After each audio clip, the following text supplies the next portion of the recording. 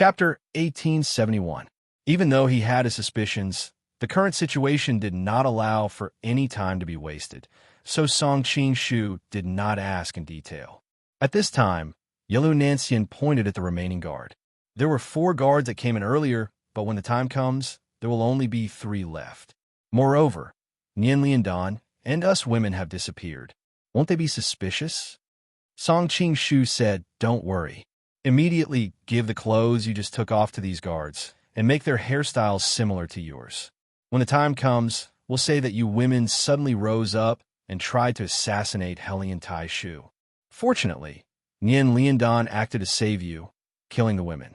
Unfortunately, he was still heavily injured and fell unconscious. The other guard also died protecting his master." Mu Wanqing was surprised. But with Nian Liandan's unfathomable martial arts, how could he be seriously injured by us women? Those people probably won't believe it. Song Qing-shu smiled. "Wan Mei, you spend most of your time in the Jianghu, so you don't know the dangers of the palace and everyone's mentality of self-preservation. That's right, anyone would be suspicious of this story, but Helian Tai Shu is their superior, so they wouldn't dare to question him. They would only guess that it was Helian Tieshu's people who ambushed Nian Liandan. If you want to live long in the palace, you need to listen less, ask less, and talk less. Since the higher-ups have already announced the results, the people outside will naturally imagine the entire process and then bury everything in their hearts. So that's how it is." Mu Wanqing suddenly understood. After the few of them made their preparations in the room, Song Qing-shu grabbed the disguised Helian Tai Shu and brought the 3 women out of the room. Seeing that only they had come out, the guards outside were somewhat surprised and could not help but glance inside. Song Qing-shu cleared his throat and used Helian Tieshu's voice to repeat the story he had prepared. As expected, the guards revealed suspicious expressions, but no one dared to say anything. Very quickly, their expressions returned to normal. Then, Song Qing-shu said, "The 3 women inside have special identities. If the news of them dying here were to spread, it would cause a huge uproar. Find a palanquin, put them inside, and carry them away with me. The news of teacher Nian's injury cannot be leaked. Without him as a deterrent, the opposition in the capital will become restless again. Find a palanquin and carry them away. The guard who died, give him a proper burial. As for this palace, just burn it down. Be careful not to let the fire spread to the other palaces. The news of Ilongzhua's death couldn't be leaked out either. Otherwise, things would become quite troublesome later on. Song Qing-shu might as well destroy the evidence. There was nothing that a big fire couldn't solve." The guards' hearts skipped a beat. They thought to themselves that a shocking change had indeed taken place in this palace. At this moment, they were even worried that their master would kill them to silence them. At this moment, Song Qing-shu added, "I do not wish to hear any rumors about what happened today. If I do hear any rumors, I will not come to investigate who leaked the secret." He paused and swept his gaze over all the guards present. Then he said coldly, "When the time comes, all of you will be executed together." The guards' hearts trembled as they hurriedly replied, "Yes." Song Qing-shu nodded and said, "After this is done, each of you will go to the Ministry of Internal Affairs to collect 100 taels of silver." Only then did the guards' worries turn to joy. "Thank you, great general." They also understood that this was the great general's hush money. Now that they had money and would not be silenced, they were naturally in a good mood. Their only worry was that some ignorant person would go out and spread rumors. When they thought of this, they all stared at their colleagues, their gazes filled with wariness. Next, Song Qing-shu personally watched as the palace where Ilongzhua was turned into a sea of fire. Only then did he feel at ease and leave with the others. Helian Tai Shu had long since occupied a palace in the palace, but he rarely stayed there. After he carried Nian Liandan, Helian Tai Shu, and the others to his palace, he ordered the guards to leave. As for the eunuchs and palace maids in the palace, they were also chased to the perimeter. At this time, Song Qing-shu took out a golden token and said, "Qing Lu, this is the token to enter and exit the palace. First, tell me the location of the secret room in Class 1 Hall. then immediately leave the palace and gather the former members of Class 1 Hall to enter the palace. We need manpower right now. Nancian, your little sister one will come with me to hide Nian Liandon and the others in Class 1 Hall's secret room. Li Qinglu nodded and took out a map of the palace's layout. She pointed at one of the palaces and explained, "The secret room hidden in this palace is Class 1 Hall's highest secret. Only the old princess and I know about it. It should be safe for now. When the time comes, you can open the entrance to the secret room like this." After explaining, Li Qinglu took the golden token and hurriedly left the palace. Looking at her back, Yilu Nancian couldn't help but ask, will she be in danger if she goes out alone? Song Qingshu smiled and said, Qinglu's martial arts have been passed down to her by Li Qiushui, especially her wave-like subtle steps. It won't be a problem for her to protect herself. Moreover, this is her home ground, and the capital is filled with her former subordinates. Even if there's danger, she can turn it into a blessing. Yilu Nancian sighed. I've long heard that Princess Yinchuan of Western Xia is not only peerlessly beautiful, she has also been in charge of Class 1 Hall for many years. She can be said to be both talented and beautiful. If she hadn't been trying to save us, she wouldn't have fallen into danger. Song Qingshu comforted, you guys aren't bad either. It's just that you're unfamiliar with this place and don't have as many resources as she does. If we were in Liao or some other place, Qinglu wouldn't be able to compare to you guys. Mu Wanqing pouted. You don't have to say these kind words. We clearly said we were going to the palace to investigate, but in the blink of an eye, I have a Nancian Jejia, and not long after, I have a princess sister. It's really, she had always been arrogant, and it wasn't easy for her to endure her lover's flirting. But when she saw him flirting so quickly, she couldn't help but feel sad. Thinking about how she had been worrying for him in Jitan Temple these days, but he was having fun outside, she felt wronged and flustered. Hearing her mention herself, Yilu Nancian smiled bitterly, feeling a little sour in her heart. She stood there with a trace of loneliness. Song Qingshu suddenly smiled. I'm really happy. Mu Wanqing rubbed her eyes. What are you happy about? Song Qingshu explained, because I remembered what a master said. He said that there is no woman in this world who won't be jealous unless she doesn't love herself. Now that I see you guys jealous, it proves that you love me to the bone. Of course I'm happy. Tui. This time, the two women spat at the same time, scolding him with red faces. After all, in this era, love was always tactful, unlike him who talked about it so bluntly. They messed around for a while before Mu Wanqing broke free from her lover's clutches with a red face. Forget it. This time, Princess Yinchuan saved us and nearly cost her life. I still have to accept this favor. Business is more important, so let's not talk about this. When he saw that she had vented her emotions, Song Qingshu finally released a sigh of relief. He was afraid that she would keep it in her heart and not say it. If something really happened, he would be unable to salvage the situation. Next, they brought Nian Liandon, Helian Taishu, and the others into the secret chamber. Song Qingshu felt that the two places were too far apart, and it would be inconvenient if something happened. So he gave the order to move his residence to the palace where the secret chamber was. Then, he used the chance to change a group of palace maids and eunuchs. This way, he wouldn't have to worry that the people around Helian Taishu would see through him. During this time, Li Qinglu also brought many former members of Class 1 Hall into the palace and secretly placed them among the guards near the palace. By now, night had gradually fallen. Song Qingshu suddenly thought, that's right, Madame Qin is still imprisoned in Glass Palace. He had already asked the guards about the situation earlier, but he couldn't find the time to rescue her. Li Qinglu immediately said, if we immediately bring her over, it will inevitably arouse suspicion. Song Qingshu nodded. That's right. Also, we are currently using Helian Tieshu's identity.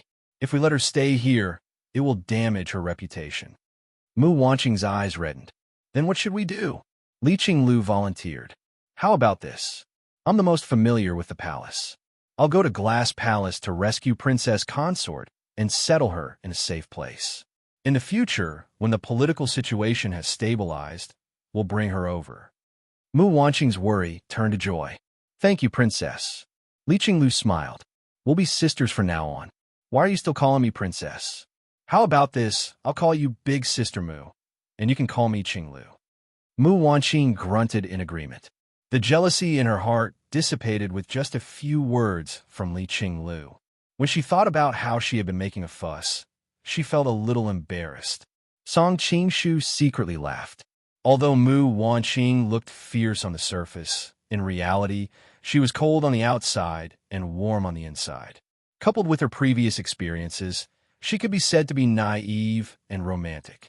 How could she be a match for Li Qinglu, the little vixen in charge of the Secret Service organization? He had originally wanted to let her and Li Qinglu be in charge of the Western Xia, but now it seemed that he still needed Yalu Nancian to stay and help her. Otherwise, wouldn't he be completely dominated by Li Qinglu? After Li Qinglu left, Song Qingshu and the others continued to stay in the palace to make arrangements for the relocation. At the same time, they reviewed Helian Tieshu's official documents and familiarized themselves with all his relationships. After more than an hour, Li Qinglu finally returned. Mu Wanqing hurriedly ran over. Is my mother well now? Which palace did younger sister place her in? Li Qinglu revealed a troubled expression. When Mu Wanqing saw this, her heart skipped a beat. Could it be that something happened to my mother? Song Qingshu was also alarmed. He walked over. What's wrong? Did something really happen? Li Qinglu hurriedly said, Big Sister Mu, there's no need to worry. Auntie is fine. She was just rescued in advance. Chapter 1872. Li Qinglu answered, The person's swordsmanship isn't bad, and he's good at sealing acupoints. According to the description of the guards, it should be Solar Finger. Solar Finger? Song Qingshu frowned. Could it be Duan Yanqing? Why would he kidnap Madame Qin? Mu Wanqing's face paled. What? The leader of the four evildoers? He also has a perverted brother, Yun Zhonghe. My mother is in danger. She still remembered Yun Zhonghe's ugly appearance when he chased after Zhongling and her in Tribulation Valley. Li Qinglu hurriedly explained, It's not Duan Yanqing. Duan Yanqing has been in Class 1 Hall for many years. It's impossible for the guards not to recognize him. The guard said that the person's legs are intact, and he's handsome. It should be Duan Zhongshan. It's that heartless man, Mu Wanqing said through gritted teeth. It's not enough that he harmed my mother for the first half of her life. Does he want to harm her for the second half as well? As a daughter, she naturally knew about the entanglement between Qin Hongyan and Duan Zhongshan. Because Duan Zhongshan abandoned her, Qin Hongyan was forced by her family to marry into the Mu family of Xixia. They had been fighting since they were young for more than a decade. She rarely saw her mother smile and would often secretly cry while looking to the south. Therefore, how could Mu Wanqing have any good impression of him? Li Qinglu advised, Since Jinan Wang saved her, Sister Mu doesn't need to worry too much.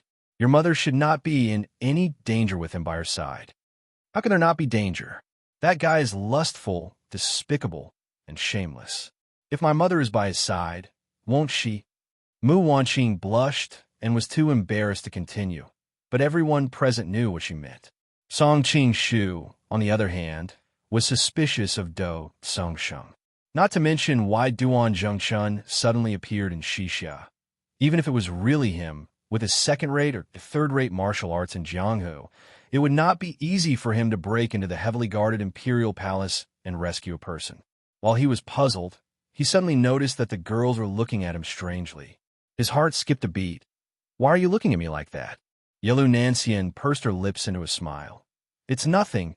I just heard Wanqing say words like lustful, vulgar, and shameless. The more I heard them, the more familiar they became, so I couldn't help but look at you. I didn't think they would also be looking at you in unison. Song Qingshu, Li Qinglu smiled and explained, Sister Mu, don't worry. They used to be a couple anyway, even if it's nothing. She used to be in charge of Class 1 Hall and was responsible for the intelligence work of the entire Xixia. Qin Hongyan was the princess of Tiandu and had been wandering outside for many years. Naturally, she was the focus of attention.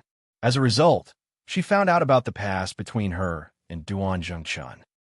Mu Wanqing always felt that her words sounded strange, but she couldn't find any words to refute it. She could only stay at the side and sulk, secretly drawing circles and cursing Duan Zhengshan. After that, they began to busy themselves with their own tasks. Song Qingshu found a moment and pulled Li Qinglu to the side. Are you thinking of something bad? Was Qin Hongyan really rescued by someone? Li Qinglu blinked her clear and moist eyes, innocently looking at him. Ming Lang, am I such a bad witch in your heart? Song Qingshu felt a headache coming on. Don't play your tricks in front of me. It's not like I don't know your personality. Li Qinglu had inherited Li Qiushui's witch personality, but it didn't matter. He had a lot of witches around him. Even Huang Rong was treated as a witch in her early years. The only good thing was that Li Qinglu valued her chastity. She didn't inherit Li Qiushui's fickle personality, or else he would have a headache. I really didn't do anything bad. Li Qinglu pouted, as if she was wronged and hurt. Song Qingshu smiled bitterly. All right, I hope so. Li Qinglu smiled. Then I'll go and make arrangements for the people from Class 1 Hall. Also, I'll clean up the place for everyone to stay tonight. Song Qingshu nodded. The other girls weren't as familiar with the palace as she was. She had to do this. Li Qinglu walked out of the palace in high spirits. The corners of her lips curled up. She showed a smile of success. She made a few turns and soon arrived at a side hall nearby. Who are you? Why did you bring me here? A shout came from the room. Then, a lady dressed in a palace dress stood up from the bed. Who else could it be but Qin Hongyan? Li Qinglu didn't answer. She didn't take a good look at her in a hurry. Now that she looked carefully, she saw that the other party had a Jiangnan style, a mature lady's hair. Her pointy face looked exquisite under the candlelight. Her skin was as white as snow. Her eyes were deep and lively. She had a straight nose, pink lips, and a slightly pointed and round chin. Her flawless face was bright and moving. She exuded an infinite charm that seeped into people's hearts. She really is a stunner. No wonder the two princes of Dali and Xixia are obsessed with her. She even made the late emperor do such an absurd thing. Li Qinglu sighed secretly. She was the head of the secret agents of Xixia. Naturally, she knew that Li Yuanhao risked the world's condemnation to sneak into Qin Hongyan's room. Seeing that she didn't answer, Qin Hongyan was a little annoyed. Although she had cultivated in Buddhism these years, she was originally quite hot-tempered. Now, she finally couldn't help but attack the other party. Unfortunately, she didn't have the Shuro blade in her hand. Her martial arts skills were greatly reduced. She only had the flashy but impractical 5-gathering light smoke palm that Duan Zhengshan once taught her. How could she be Li Qinglu's opponent? Of course, even if she had the Shuro blade, she couldn't defeat Li Qinglu, who was deeply taught by Li Qiushui. Li Qinglu dodged Qin Hongyan's attack in a flash. Then, she hid behind her and tapped on the numbing point on her waist. Qin Hongyan suddenly lost all her strength and fell down softly. Madam, why are you angry? Li Qinglu didn't let her fall and held her in her arms. That kind of well-rounded feeling made Li Qinglu shocked. Sure enough, her whole body emitted an extremely mature charm. Let me go. Now that Li Qinglu was dressed as Hellion Tieshu's guard, Qin Hongyan thought that a man was holding her. Of course, she was abnormally embarrassed and angry. Li Qinglu smiled slightly and didn't deliberately provoke her. She directly helped her to sit on a stool at the side. Princess, don't be agitated. I'll ask you a question now. If Miss Mu is in trouble, are you willing to sacrifice yourself to save her? What's wrong with Wanqing now? Qin Hongyan couldn't care about herself and asked hurriedly. Previously, she and her daughter were captured and brought to the imperial palace. Then, not long after, Wanqing was taken away. She had always been worried about this matter. Now that the imperial palace is under Hellion Tieshu's control, he not only wants to usurp the emperor's empire, but also the emperor's woman. He has already decided to let Miss Mu serve him tonight and let him enjoy the taste of a real emperor, Li Qinglu said calmly. What? Qin Hongyan's whole body felt as if it had fallen into an ice house.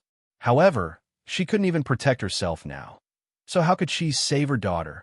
Suddenly, She thought of what the other party had just said and hurriedly asked, "You said that I can save her if I sacrifice myself.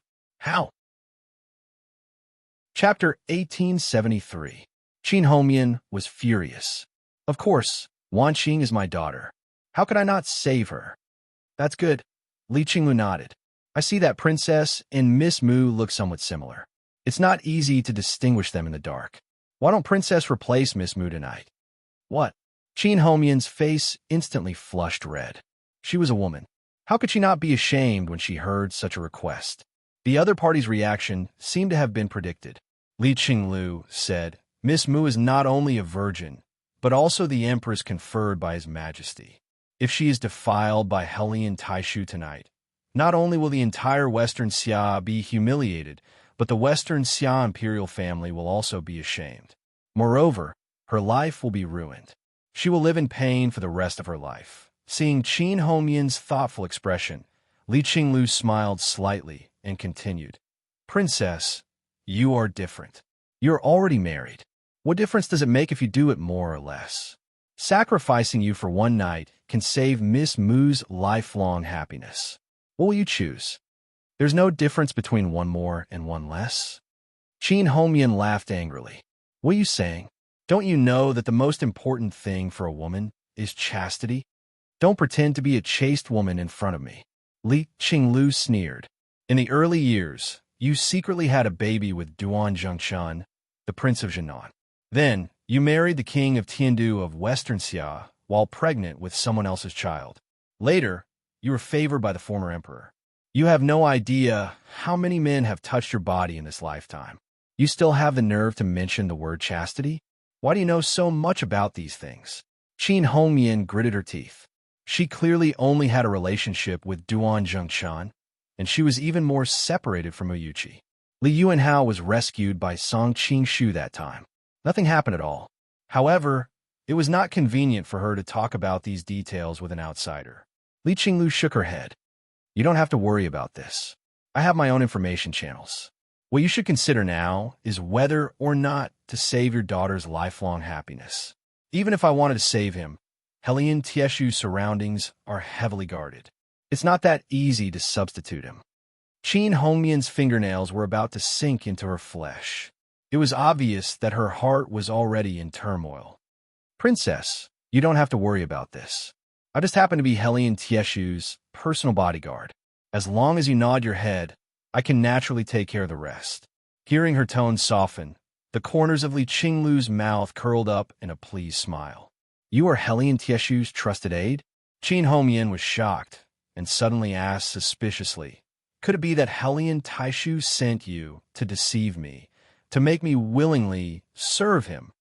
Li Qinglu laughed inwardly. Everyone said that those with big breasts had no brains. Looking at it now, it didn't seem to be accurate.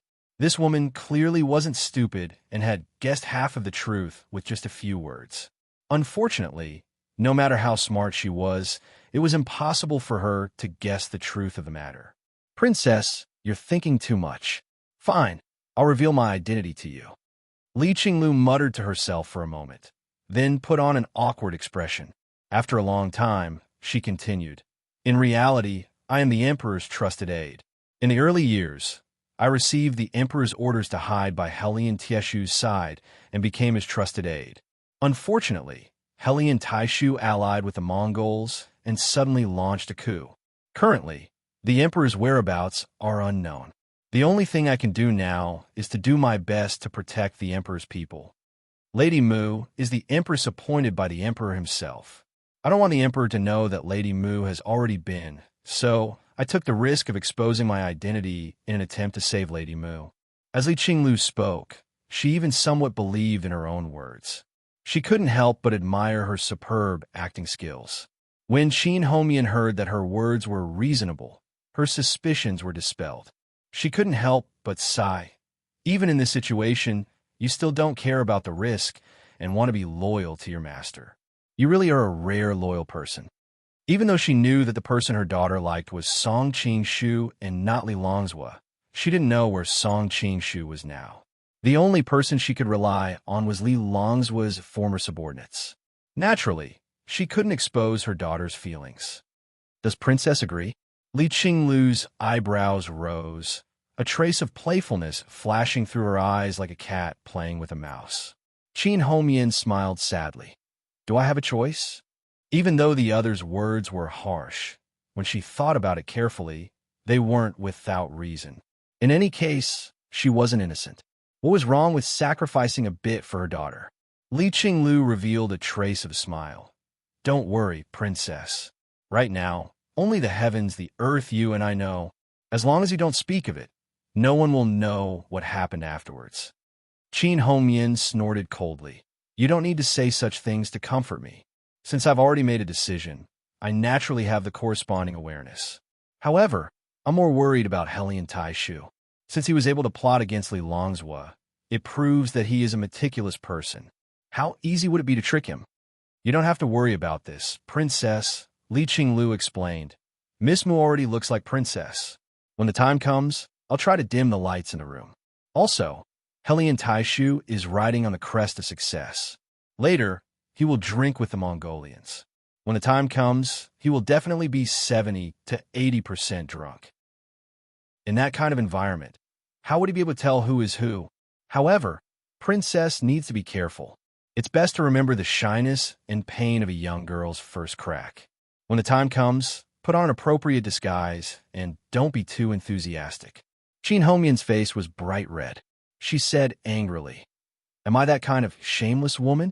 Why would I be so enthusiastic towards that guy? Li Qinglu smiled and said, Wang Fei worries too much. That's not what I meant. In a while, I will find a maid to help Wang Fei bathe and change into the same clothes as Miss Mu. She will also let down her hair to be like Miss Mu. Then, when the time is right, I will send Wang Fei over. Thinking about the fate she was about to face, Qin Homian's expression changed. Then will you take the opportunity to rescue Wan Qing? Li Qinglu sighed. It won't be that easy. Helian Taishu is heavily guarded. What I can do is the limit of what I can do. I can only switch you and Miss Mu back before daybreak. If I could rescue her, why would I be so thick-skinned as to let Wang Fei do such a thing?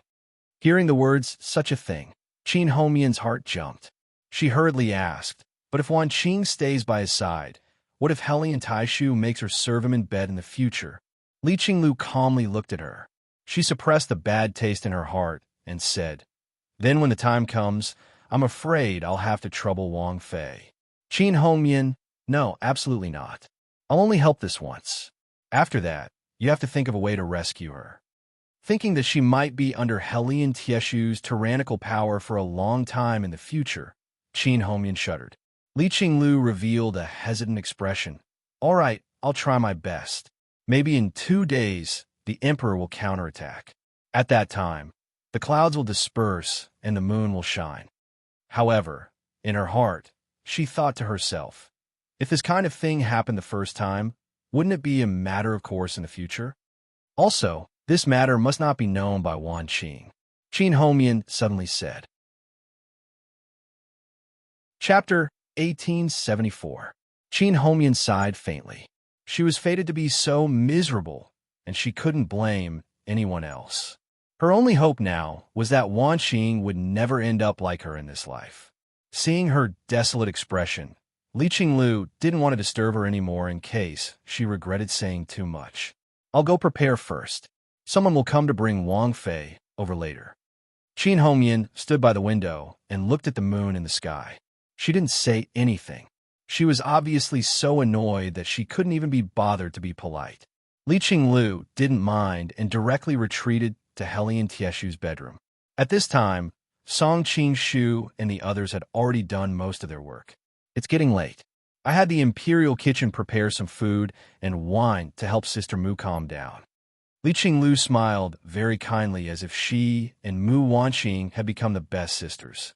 Mu Wanqing said hesitantly, Now that we're deep in the tiger's den, let's not drink. Li Qinglu's eyes widened. How can we do that? You and Sister Nancian have been in fear during this period of time. Today, after experiencing such a storm, if we don't drink some wine to calm down, won't it be more troublesome if we hurt our bodies and get sick? Besides, with Brother Song here, what's there to be afraid of? Mu Wanqing thought about it and agreed, especially when she remembered that Nian Liandan had captured her. If Brother Song hadn't arrived in time, she still felt some lingering fear. Song Qingshu pulled Li Qinglu to the side. "What are you doing? Why do I feel that you're a bit strange today?" Li Qinglu pursed her lips and smiled. Looking at the two girls in the distance, she said in a low voice, "If you don't drink, where are you going to sleep today?" Question mark. Song Qingshu was stunned. For a moment, he didn't understand what drinking and sleeping had to do with each other. Li Qinglu revealed a sly smile. "Do you want to sleep alone later? We have 3 sisters here, and we keep each other in check. Even if we're willing, on the surface, we can't put down our pride to accompany you. Otherwise, wouldn't we be offending the other 2? Then we can accompany all 3 together. I'm in good health, so there's no problem at all," Song Qingshu said seriously. Li Qinglu rolled her eyes. "How is that possible? Do you think we're prostitutes?" Song Qingshu also knew that it was just wishful thinking and said embarrassedly, "I was just joking." Li Qinglu said snappily, "But it's different after drinking some wine. Wine can liven up the atmosphere, and can also make people bolder. At that time, if you want to find someone to accompany you, they probably won't refuse you." "You're right." Song Qingshu couldn't help but give her a thumbs up. "You're such a considerate person." Humph. Li Qinglu raised her chin and walked to the other side to chat with the other 2. Only Song Qingshu was left standing on the spot, stuck in a dilemma. Who should I look for later? Li Qinglu is the one who takes the initiative and is enthusiastic, but he has been with her all this time. Mu Wanqing is cold on the outside, but warm on the inside, but she is a bit thin-skinned. Nanxian is bright and graceful, but she has always been proud, so she might not agree. Soon, the food and wine were prepared. After driving out the other palace maids and eunuchs, Song Qingshu invited the 3 women who had been standing behind him with serious expressions and pretending to be his personal guards to take a seat. "Little Sister Wan, Xian'er, you've suffered a lot during this time. But now that I've taken care of other matters, I'll soon be able to stabilize the situation in Western Xia. From now on, you don't have to live in fear anymore," Song Qingshu said apologetically as he poured a cup of wine for the 2 women. Yalu Nanxian replied, "Big brother Song, you don't have to apologize. As the saying goes, a good man's ambition is to travel far and wide. You're also fighting for a great cause outside, so what's this little bit of suffering for us?" Mu Wanqing also chimed in, "That's right, although you're a bit of a playboy, hooking up with God knows which family's girl you came from, but at least you haven't forgotten your business." "Unfortunately, I can't help you much." Song Qingshu was sweating like a waterfall, although Mu Wanqing looked fierce and cold on the surface. After getting familiar with her, he knew that she was innocent and could even be said to be ignorant of worldly affairs. Naturally, she would say whatever was on her mind. If it were any other woman, even if they were unhappy, they wouldn't say something that could easily offend others. Fortunately, Yalu Nanxian and Li Qinglu weren't petty people. Although this kind of personality wasn't tactful enough, it was more genuine. Song Qingshu greatly appreciated this. He didn't want to return home and have to face some women wearing masks. "Little Sister Wan, don't worry. It won't be long before you'll be able to help me." Song Qingshu looked at her dotingly. "How can I help?" Mu Wanqing hurriedly asked, although she was somewhat ignorant of worldly affairs. When she saw that Yalu Nanxian and Li Qinglu were both skilled in both the pen and the sword, and their ability to handle matters was extremely strong, she suddenly felt a sense of crisis and wanted to share her lover's worries. "Let's eat first. We'll talk while we eat." Song Qingshu had originally planned to put a chicken leg in her bowl to calm her nerves, but he suddenly remembered that there were 2 other women next to him. His strong desire to live made him give up on this suicidal action. These years, Li Liangzhua has secretly made friends and bribed various levels of officials, and has long since established a huge network of relationships. That's why he was able to so smoothly control the Western Xia. But he didn't expect that he would be plotted against by the Mongolian great master Nian Liandan, and in the end, all his efforts were for the benefit of others. However, the direct subordinates that he has carefully cultivated all these years still exist. This is also the reason why Nian Liandan and Helian Taishu don't dare to kill him. If we want to smoothly take over the control of the Western Xia in the shortest time possible, we must obtain the approval of the leaders of the various provinces and counties of the Western Xia. Otherwise, once a place raises troops to rescue the emperor, the entire country will fall into a long war, and this kind of country will be useless. Yalu Nanxian was born into the royal family and was also the daughter of Prime Minister Liao. Under the influence of what she saw and heard, she also had a deep understanding of the operation of the country and immediately came to a realization. I understand what Big Brother Song means. I'm afraid we still have to use Li Liangzuo's identity to stabilize the entire country first. Yes, Li Qinglu also said, but this requires Big Sister Mu to make a sacrifice. What sacrifice? Mu Wanqing blinked her eyes. Li Qinglu explained, after all, we can't let Li Liangzuo be the emperor for a long time, so we need to gradually transfer his power to our own people. Big Sister Mu, as the empress appointed by Li Liangzuo himself, you will naturally receive the approval of Li Liangzuo's group and is the most suitable candidate. Mu Wanqing's eyes reddened. Is this equivalent to me still becoming Li Liangzuo's empress? Li Qinglu hurriedly said, don't worry, this won't take too long. After all, with Helian Tieshu's rebellion as a pretext, we can use this as an excuse to say that he was seriously injured, and then we can rightfully hand over the power to his empress, which is you, Big Sister Mu. In a few years, when we are fully fledged, we will find an excuse to let the seriously injured Li Liangzuo die. Chapter 1875. Li Qinglu said anxiously, what other way can there be? This is the simplest and most effective way, not to mention the other time-consuming and laborious methods. Li Liangzuo's people were confused at first because of the suddenness of the incident. Now it's the calm before the storm. I estimate that it will completely erupt in a few days. Once it erupts, the situation will be out of control. Meng Lang, all your previous arrangements and efforts will be in vain. As the leader of the secret agents, she had come into contact with too many dark things in the world. She had also trained a clever heart. She knew that these words were not suitable for Song Qingshu to say, lest it hurt Mu Wanqing's heart. Then she could only be the villain herself. Worried that Song Qingshu would refuse again, she quickly added, Sister Mu, I have something to say to you in private. Mu Wanqing was stunned, but still nodded. Song Qingshu could not stop her, so he could only watch Li Qinglu pull Mu Wanqing to the next room. Sister Mu, I know you want to be with Brother Song openly, but have you ever thought about a key problem? Li Qinglu deliberately paused for a moment. Mu Wanqing's attention was caught. What problem? Li Qinglu sighed. Silly sister. In the eyes of the world, Brother Song already has a wife.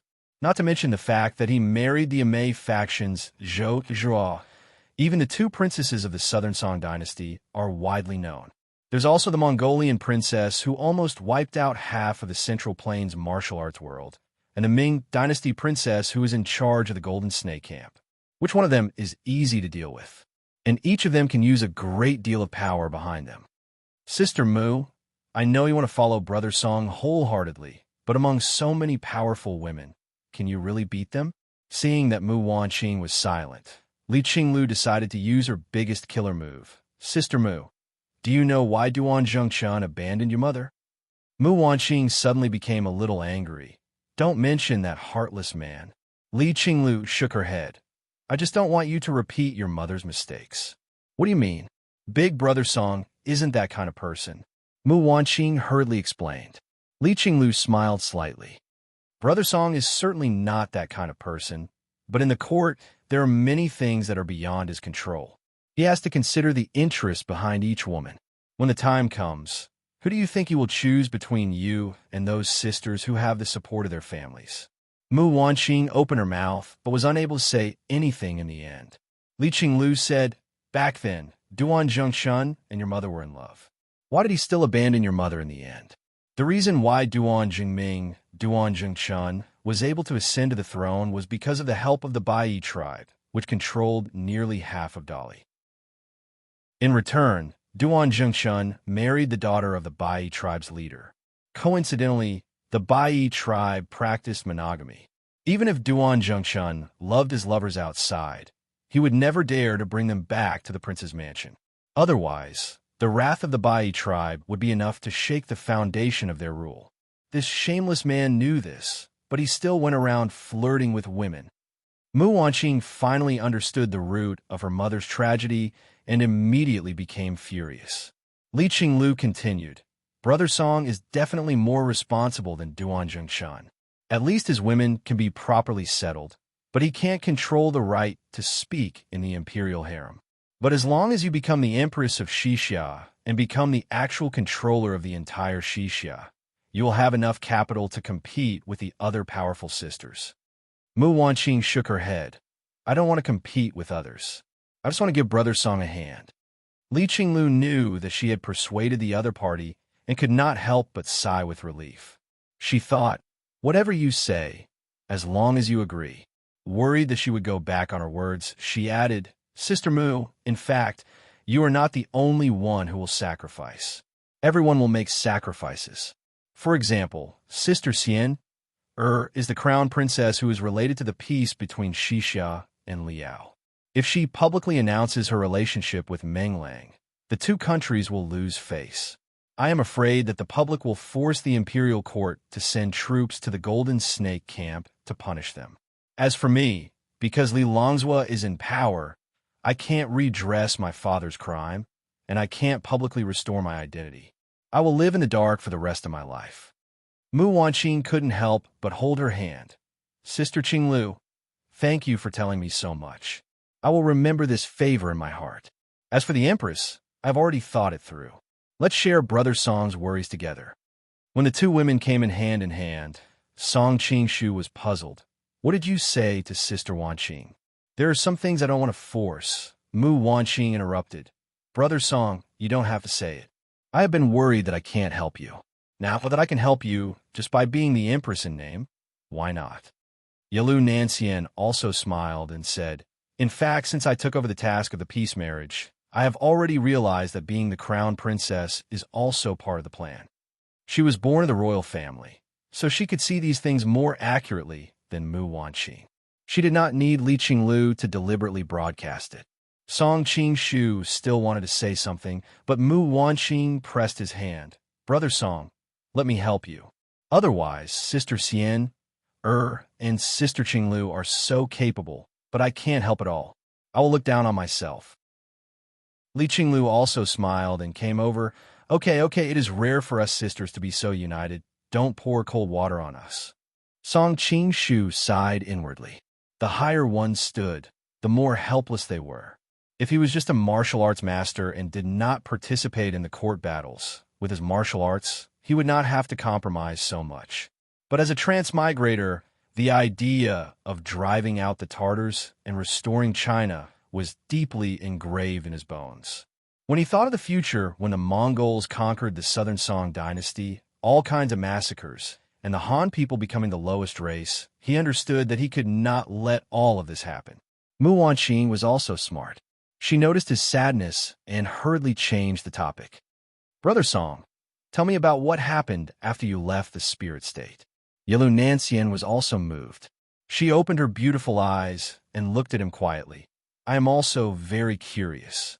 Li Qinglu raised an eyebrow, picked up the wine pot, and began to pour wine for them. "Let's drink and talk." Song Qingshu then told them about how he saved Li Qiushui, Tianshan Tonglao, and how he played the exquisite chess game and quelled the rebellion in Vulture Palace. Hearing that all kinds of forces participated, the two girls couldn't help but exclaim. Just like that, they listened to the story and drank wine. Soon, it was late at night. Even Song Qingshu was a little tipsy, not to mention the girls. Perhaps afraid of making a fool of themselves, the girls all stood up and left, returning to their rooms to rest. Song Qingshu took the opportunity to express his feelings, but no one paid attention to him. 3 monks without water to drink. Song Qingshu was very depressed. Chapter 1876. You still have a nerve to say that? Who was the one who said that they could let go after drinking some wine? Song Qingshu rolled his eyes and said angrily, "Meng Lang, don't worry. It's better if they fall asleep. Li Qinglu said with a smile. Are you going to accompany me? Song Qingshu glanced at her. Li Qinglu had always been charming and affectionate. After drinking, her fair face faintly revealed a hint of pink, making her look even more tender and alluring. Li Qinglu shook her head with a smile. I won't do such a thing to offend them. If they find out tomorrow, they will think that I am scheming and deliberately made them drink to compete for favor. Seeing Song Qingshu's dark face, Li Qinglu smiled and said, Don't worry, I've already made arrangements. There are many concubines in the palace, and many of them are young and beautiful. I will find a concubine to accompany you. Song Qingshu was speechless. What are you talking about? Li Qinglu moved closer to him and said with a charming voice, Minglang, you don't have to be embarrassed. These are all my uncle's concubines. Although he is old, he likes young and beautiful concubines, so he has a lot of them in the palace. Now that he's suddenly passed away, Liu Liangzhua is busy eliminating his political enemies and has no time to deal with these things in the harem. So there is still a large number of young concubines in the palace who are anxious. Most of them can't escape the fate of being buried with him, or they will be imprisoned in the harem until they die. As the saying goes, it's a waste not to use them. You have given them a way to live. Song Qingshu waved his hand. Now that Xixia is under my control, the system of living people being buried with him must be abolished. As for those concubines, when the situation is stable, they will be released from the palace and allowed to remarry. As a person who transmigrated from the civilized era, how could he tolerate these ancient bad habits? Naturally, he had to do his part. Li Qinglu's eyes flashed with a trace of surprise. Minglang, you are really a good person. Song Qingshu said grumpily. In my hometown, a woman gives a man a good person card, which means a refusal. Li Qinglu said coquettishly, I'm not. I really like that about you. All right, you should also go and rest. There's still more things to deal with tomorrow, so you need to rest up. Feeling her delicate body rubbing against his, Song Qingshu felt as if his heart was burning.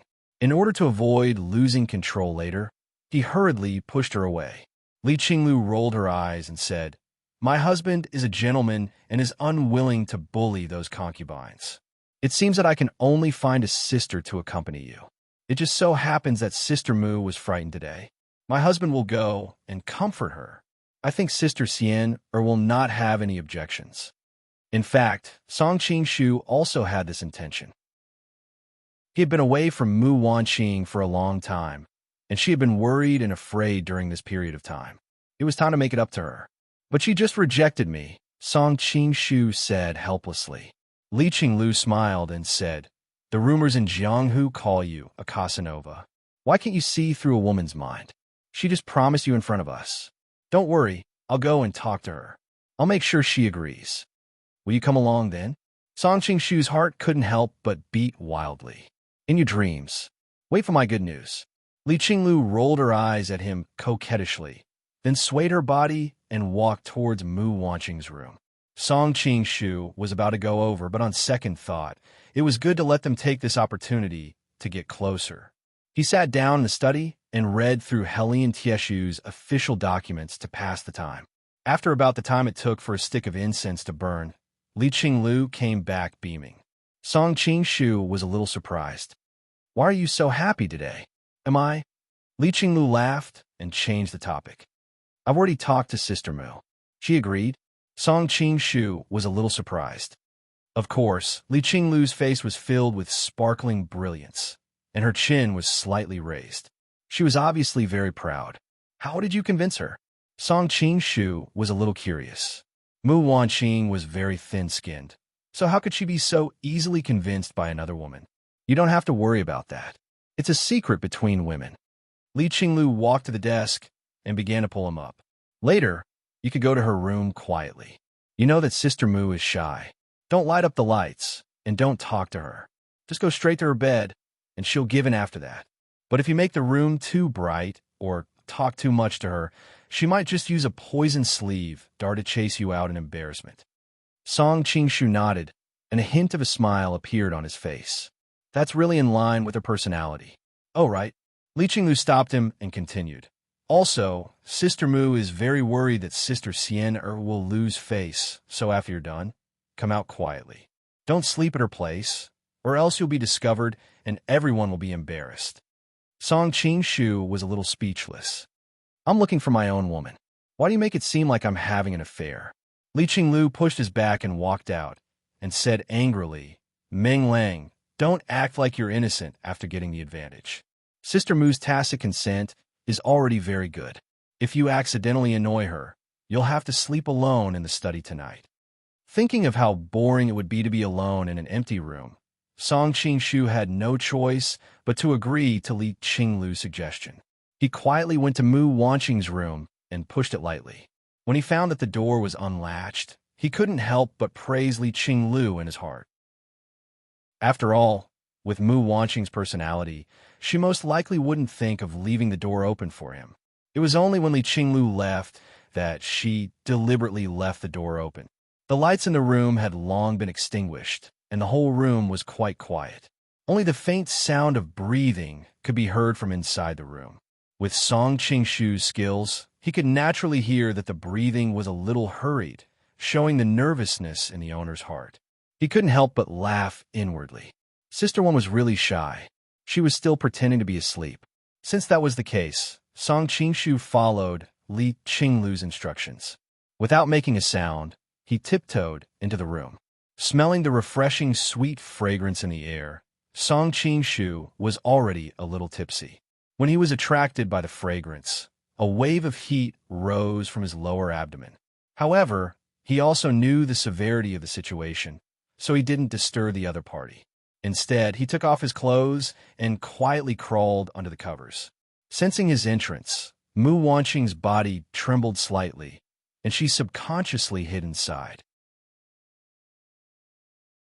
Chapter 1877. Feeling his embrace, Mu Wanqing's entire body instantly stiffened. Song Qingshu was secretly puzzled, feeling that she was a little too nervous. But thinking that it was the first time she encountered something like this in her life, it was normal for her to be a little nervous. He quietly hugged her and waited for a while, smelling the orchid-like fragrance in the quilt. In addition, their bodies were tightly pressed together, and the thin clothes between them were completely unable to stop the heat and touch of their bodies from being transmitted to each other. When Song Qingshu was drinking earlier, he didn't deliberately use his internal energy to force out the alcohol. After all, if he used internal energy to dissolve it every time, what fun would there be in drinking? He was 60 to 70% drunk before, and now, with a warm and fragrant body in his arms, his drunkenness rose to 90%. He looked at the beauty in his arms in a daze, and saw Mu Wanqing's face that was like a sleeping crabapple, and her body that was like a blooming lotus flower. His heart couldn't help but beat wildly. Even though the room was pitch black, his internal energy was profound, and he could see things in the dark. Of course, he could see things, but it wasn't as clear as in the day. Hey, little sister Wan seems a little different today. Song Qingshu was a little puzzled. He took another look and found that the beauty in his arms had charming eyes and was indescribably beautiful. He vaguely felt that it was indeed Mu Wanqing's appearance, and only then did he relax. With his mood relaxed, he couldn't hold back anymore, and lowered his head to kiss the back of Mu Wanqing's neck and shoulder. Mu Wanqing seemed to have received a great stimulation, and instinctively wanted to break free. But now that she was in Song Qingshu's arms, how could she withstand his enormous strength?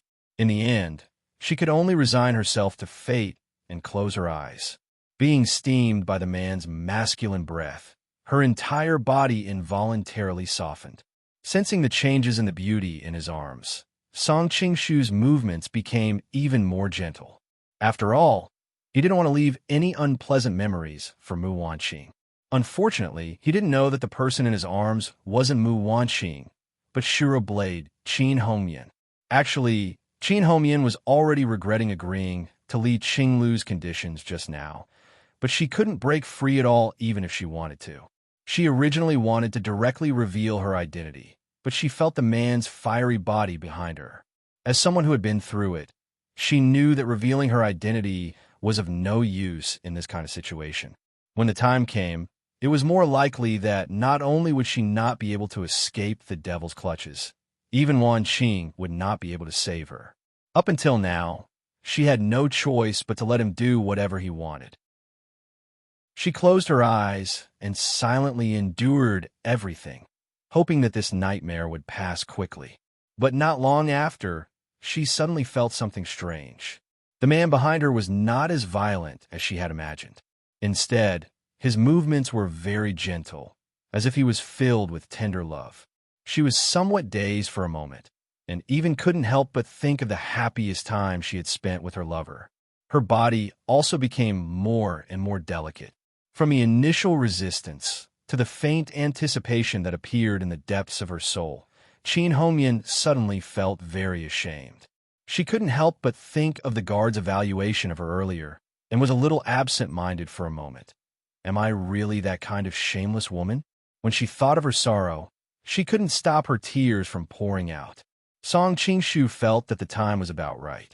Just as he was about to truly merge his body and soul with the beauty, he suddenly used his finger to wipe away the tear stains on her face.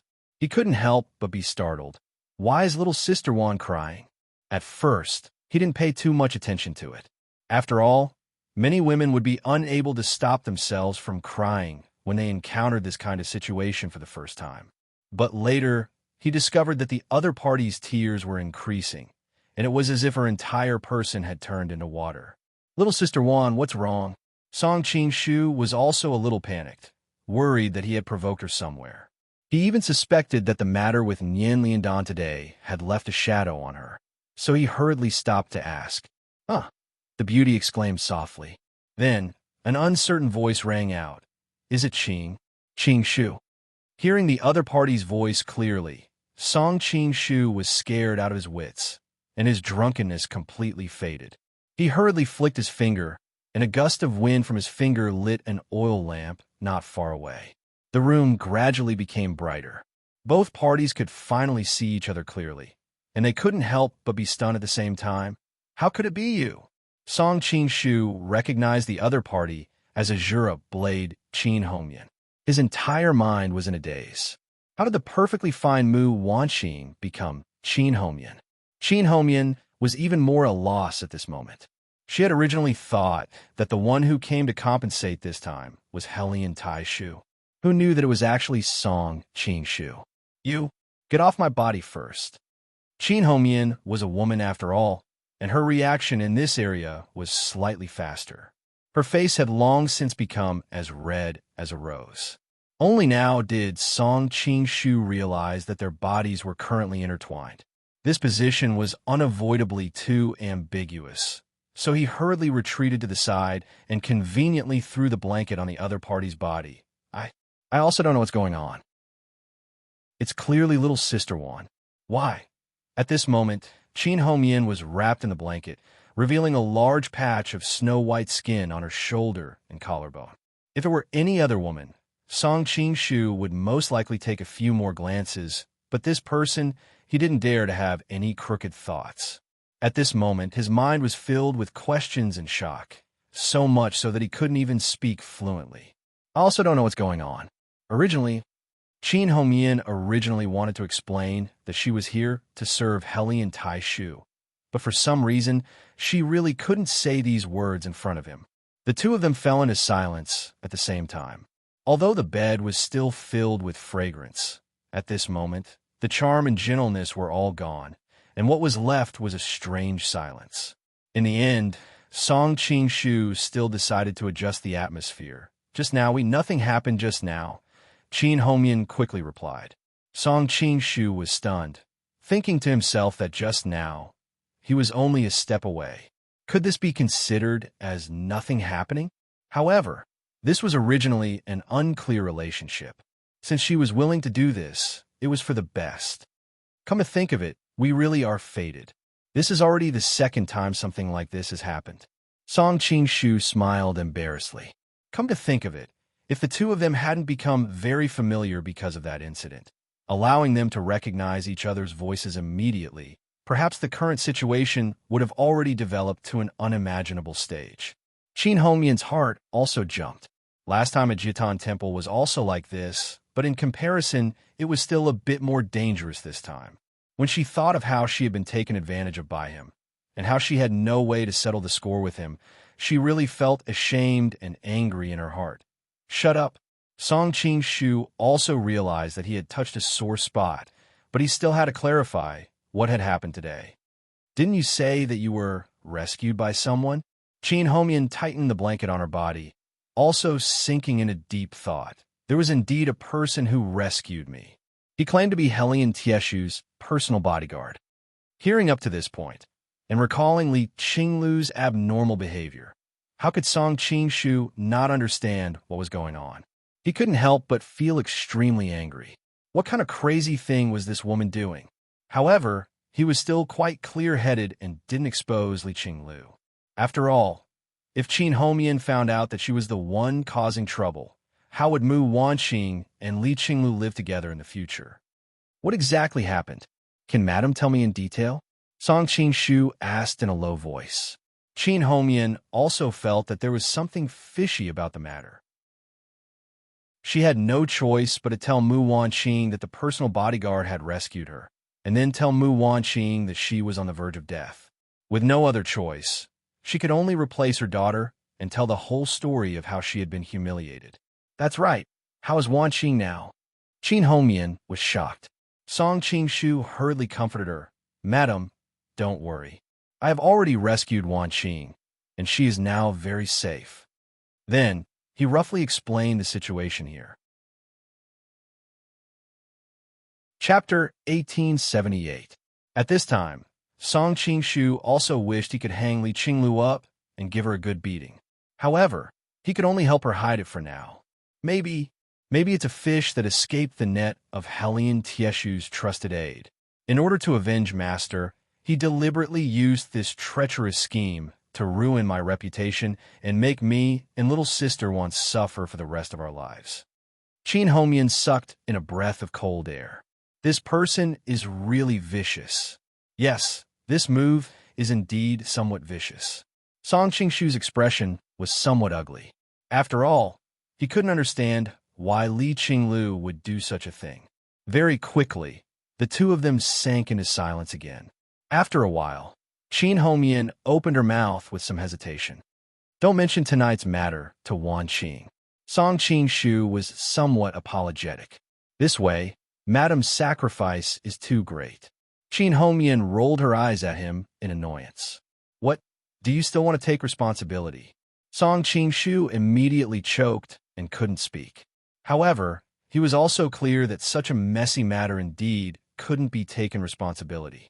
Qin Hongmian sucked in a deep breath and said calmly, From today onwards, let's both forget tonight's matter and not mention it in front of honor. This way, we can also avoid unnecessary trouble. Song Qing-shu nodded. Okay, you leave first. I want to rest. Qin Hongmian calmly ordered him to leave. After daybreak tomorrow, I will send someone to arrange Madam's daily life. Madam can stay here for now. Song Qing-shu walked a few steps outside and suddenly turned around awkwardly. Madam, can you throw the clothes on the bed to me? Qin Hongmian's heart jumped. She looked around and said angrily, There are no clothes for you. Song Qing-shu embarrassedly pointed at the quilt. It seems like you're pressing down on it. Qin Hongmian felt down and discovered that his clothes were indeed under her, but her charming face immediately turned red. She grabbed a handful and threw it over. Take it in, scram. As Song Qing-shu ran out, he hurriedly put on his clothes. He looked extremely disheveled and depressed. What the hell is going on? I came to my own woman's room, but it looks like I've been caught cheating. What the F***CK? Unfortunately, he could not voice out his grievances. After all, he was in the wrong this time. He could only quickly walk out of the room and look for Mu Wanqing with a stomach full of doubts. Hearing the sound of the door closing, Qin Hongmian's nervous body finally relaxed. Lying back on the bed, she tried to sleep early, but how could she fall asleep?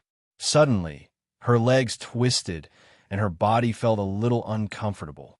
She instinctively reached out to touch it, and her pale face instantly turned red like a persimmon. So embarrassing. On the other side, Song Qingshu stormed into Li Qinglu's room angrily. Li Qinglu looked at his expression and guessed that the matter had been exposed. However, she still pretended that she didn't know anything. Huh? Why did you come back from Big Sister Moo's place so quickly? Could it be that you drank too much today and your fighting strength has greatly decreased? Song Qingshu, his anger was almost stifled by her words. He finally calmed down and said angrily, "Don't play dumb with me. You know what you've done?" Li Qing will look him up and down. In the end, she could not help but sigh. "Look at how angry you are. It seems like you didn't eat that ripe fruit." Looking at her indifferent look, Song Qingshu wanted to rush up and bite her. Fortunately, nothing really happened. Otherwise, how am I going to face Sister Wan in the future? Li Qinglu pursed her lips. "I clearly arranged everything for you. You just had to eat it. No matter who told you to eat it, you wouldn't eat it." Song Qingshu was so angry that he laughed. "In the end, it became my fault?" Li Qinglu giggled and moved closer to his side. "Menglang, I really planned everything. Think about it. Qin Homian thought that it was Helian Taishu tonight. Moreover, she would definitely not mention such a shameful thing to anyone else. Sister Mu would also not know, let alone others. Since no one knows, in a sense, this matter did not happen. It means that you only need to enjoy it. I've already considered the aftermath for you. I was even worried that you would not be able to get over that hurdle in your heart, so I deliberately hid it from you. Who knew that it would still be for naught?" Song Qingshu was startled. He had to admit that what she said was somewhat reasonable. If he had not reined in his horse at the brink of the precipice today and made the best of a mistake, he really could have enjoyed a few moments with Qin Hongmian. The key was that the other party did not know his identity, so he did not have to bear any responsibility. There would not be any future troubles. Feeling his heartbeat quicken, Song Qingshu hurriedly collected his thoughts. He secretly despised himself for being so easily swayed by Li Qinglu's words. What kind of fallacious reasoning is this? Even if you can hide it from the world, you can't hide it from your own heart. Li Qinglu sneered. "Menglang, do you dare to say that you do not have any thoughts about that mature and beautiful princess consort? It is only because of her relationship with Sister Mu." Song Qingshu sternly said, "I admit that Madame Qin is indeed very charming. As a man, it is inevitable that he will occasionally have some messy thoughts. However, the reason why humans are different from beasts is that humans can use reason to restrain their desires. They know what they can do and what they can't do." Li Qinglu pouted. Fine. You are a good person, and I am a beast. Is that okay?" Seeing that she had started to act shamelessly, Song Qingshu also had a headache. "Now tell me, why did you do such an absurd thing?" Li Qinglu's face reddened. She raised her head and replied, "I just wanted to fulfill your long-held wish and use it to please you. Who knew that not only did you not appreciate it, but you also scolded me?" Song Qingshu snorted. "How could that be the only reason? Although you're usually a bit bold, you should know that if you are not careful, you will play with fire and burn yourself. If there is no special reason, you would not do such an absurd thing." Li Qinglu's eyes were a bit evasive. "There really is no other reason." Song Qingshu snorted. He directly grabbed her and let her lie on his knees. "I know that your body is sensitive and you're usually afraid of tickles. If you don't say it, I will not be polite." After saying that, he directly reached out and pressed on the back of her waist and several acupuncture points under her armpit. He continuously poured his internal energy into her. "Aya," Li Qinglu exclaimed. Soon, she began to giggle. Don't scratch. Feeling her body tremble, Song Qingshu snorted. "I will stop when you say it." Meng Lang, good brother. "It's so itchy, please stop scratching." Li Qinglu kept struggling, but how could she escape from the other's grasp? Chapter 1879. Seeing that she was out of breath, Song Qingshu let go of her and said, "Say it." Li Qinglu gently stroked her chest and finally caught her breath. "There are two reasons. First, I know that Xixia will be controlled by me, Sister Mu, and Sister Xian in the future. Sister Xian is an outsider and has no foundation in Xixia, so there is nothing to be afraid of. But Sister Mu is different. She has the Mu family and the Qin family behind her. Although the Mu and Qin families have experienced a disaster recently, they still have considerable power in the country. In addition, she is the empress conferred by Li Liang, so it is reasonable for her to control the power. So, I want to take the opportunity to have a handle on her in case I need it in the future. Song Qingshu snorted and said, "Your handle is vicious. In the future, if Qin Homian doesn't want to be exposed, she will have to listen to you. If necessary, you can completely destroy the reputation of the mother and daughter." Li Qinglu stuck out her tongue and said, "I'm already a witch. I'm not the innocent little white flower you like." Song Qingshu coldly said, "I like the little white flower, and I also like the demoness, but you, the demoness, are somewhat unqualified." Li Qinglu was stunned and asked why. Song Qingshu stood up and looked at the night sky in the east and said, "I know another witch. She is the real witch because she knows what should be done and what shouldn't be done. If she were in your shoes, she would never do such an unwise thing." Li Qinglu was a little indignant and said, "Are you talking about that Mongolian princess? You think too highly of her. She will also swallow Mu Wanqing until nothing is left." Song Qingshu shook his head and said, "She won't do that. Sister Wan is innocent. Because of her family education, she almost doesn't know the ways of the world. Her mother is the same. Although she has the Mu and Qin families behind her, she doesn't have the ability to completely digest them into her own power. So, you don't need to play tricks on her. With your ability and the years of operation of Class 1 Hall, you can become the real ruler of Xixia. It is unnecessary to play tricks like this now, and if you're not careful, you will become enemies with Mu Wanqing. I am afraid that Xian will be wary of you." Li Qinglu opened her mouth, but could not find the words to refute. After a long time, she sighed and said, "Meng Lang, you are right. I'm a little too narrow-minded." Song Qingshu took a deep look at her. "I don't mind my women competing with each other. After all, I've been influenced by countless palace dramas in the future. I understand that if a woman doesn't compete, she's not a woman. However, I only have one request. You can only compete in a healthy manner. You can't use malicious means to frame each other. Otherwise," he paused and didn't finish his words.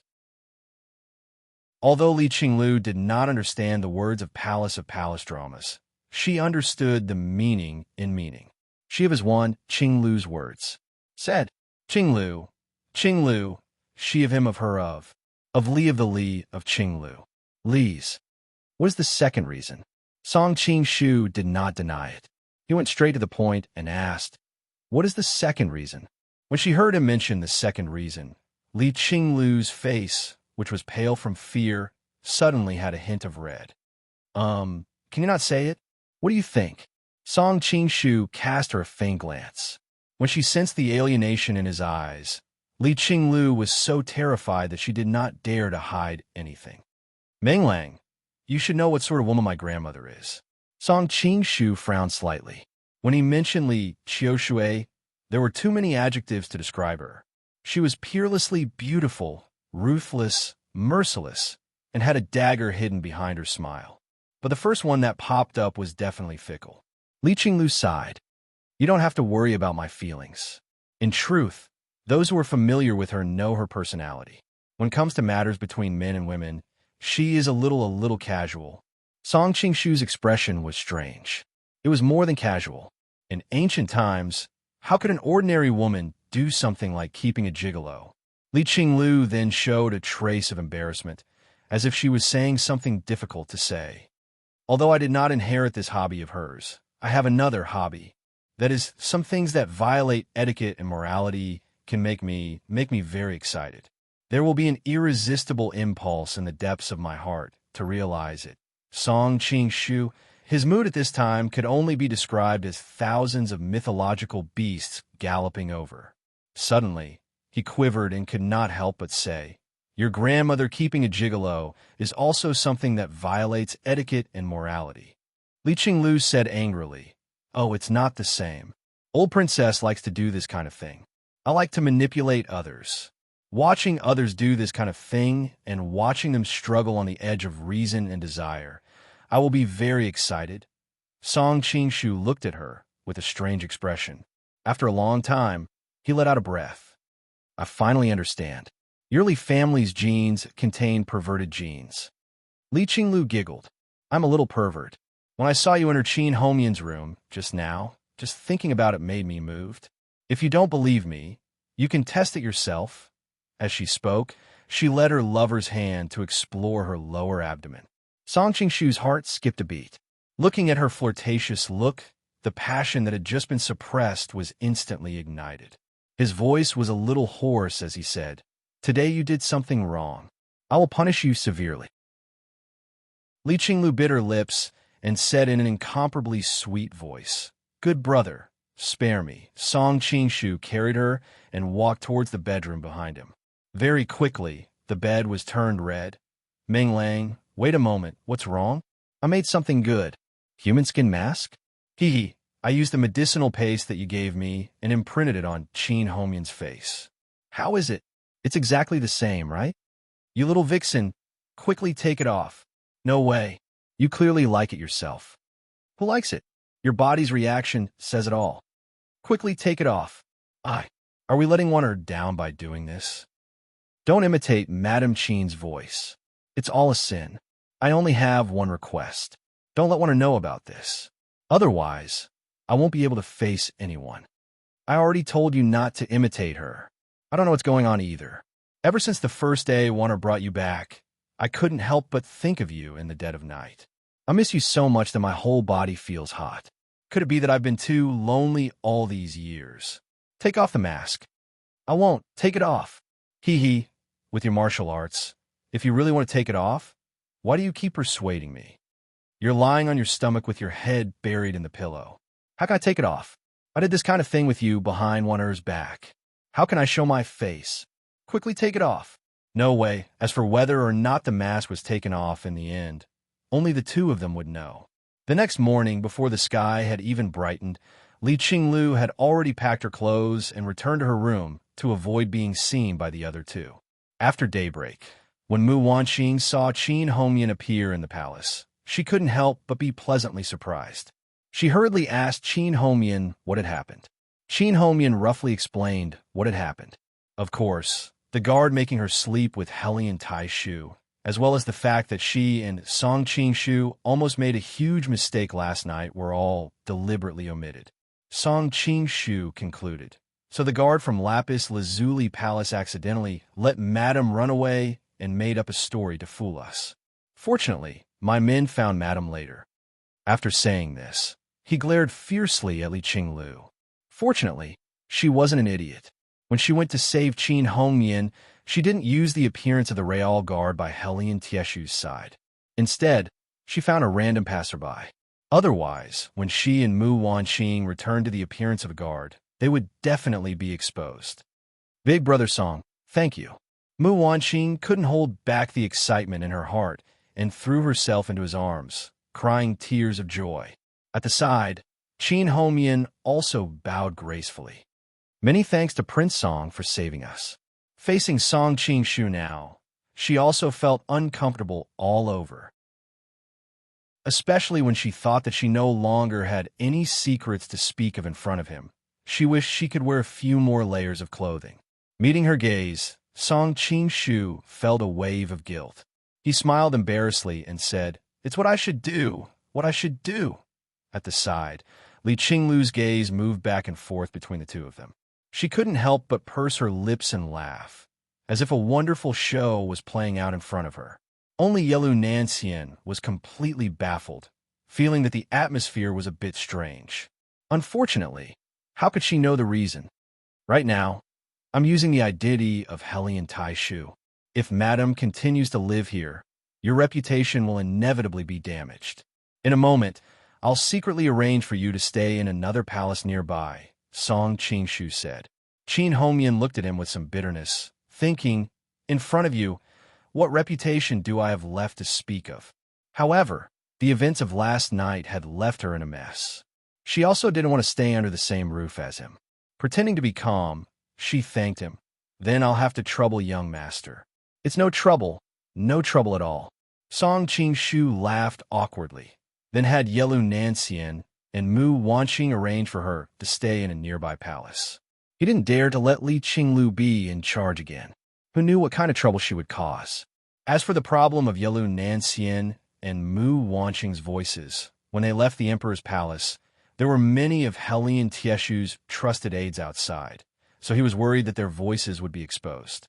However, there weren't that many people in the palace who were familiar with the voices of Helian Tieshu's guards.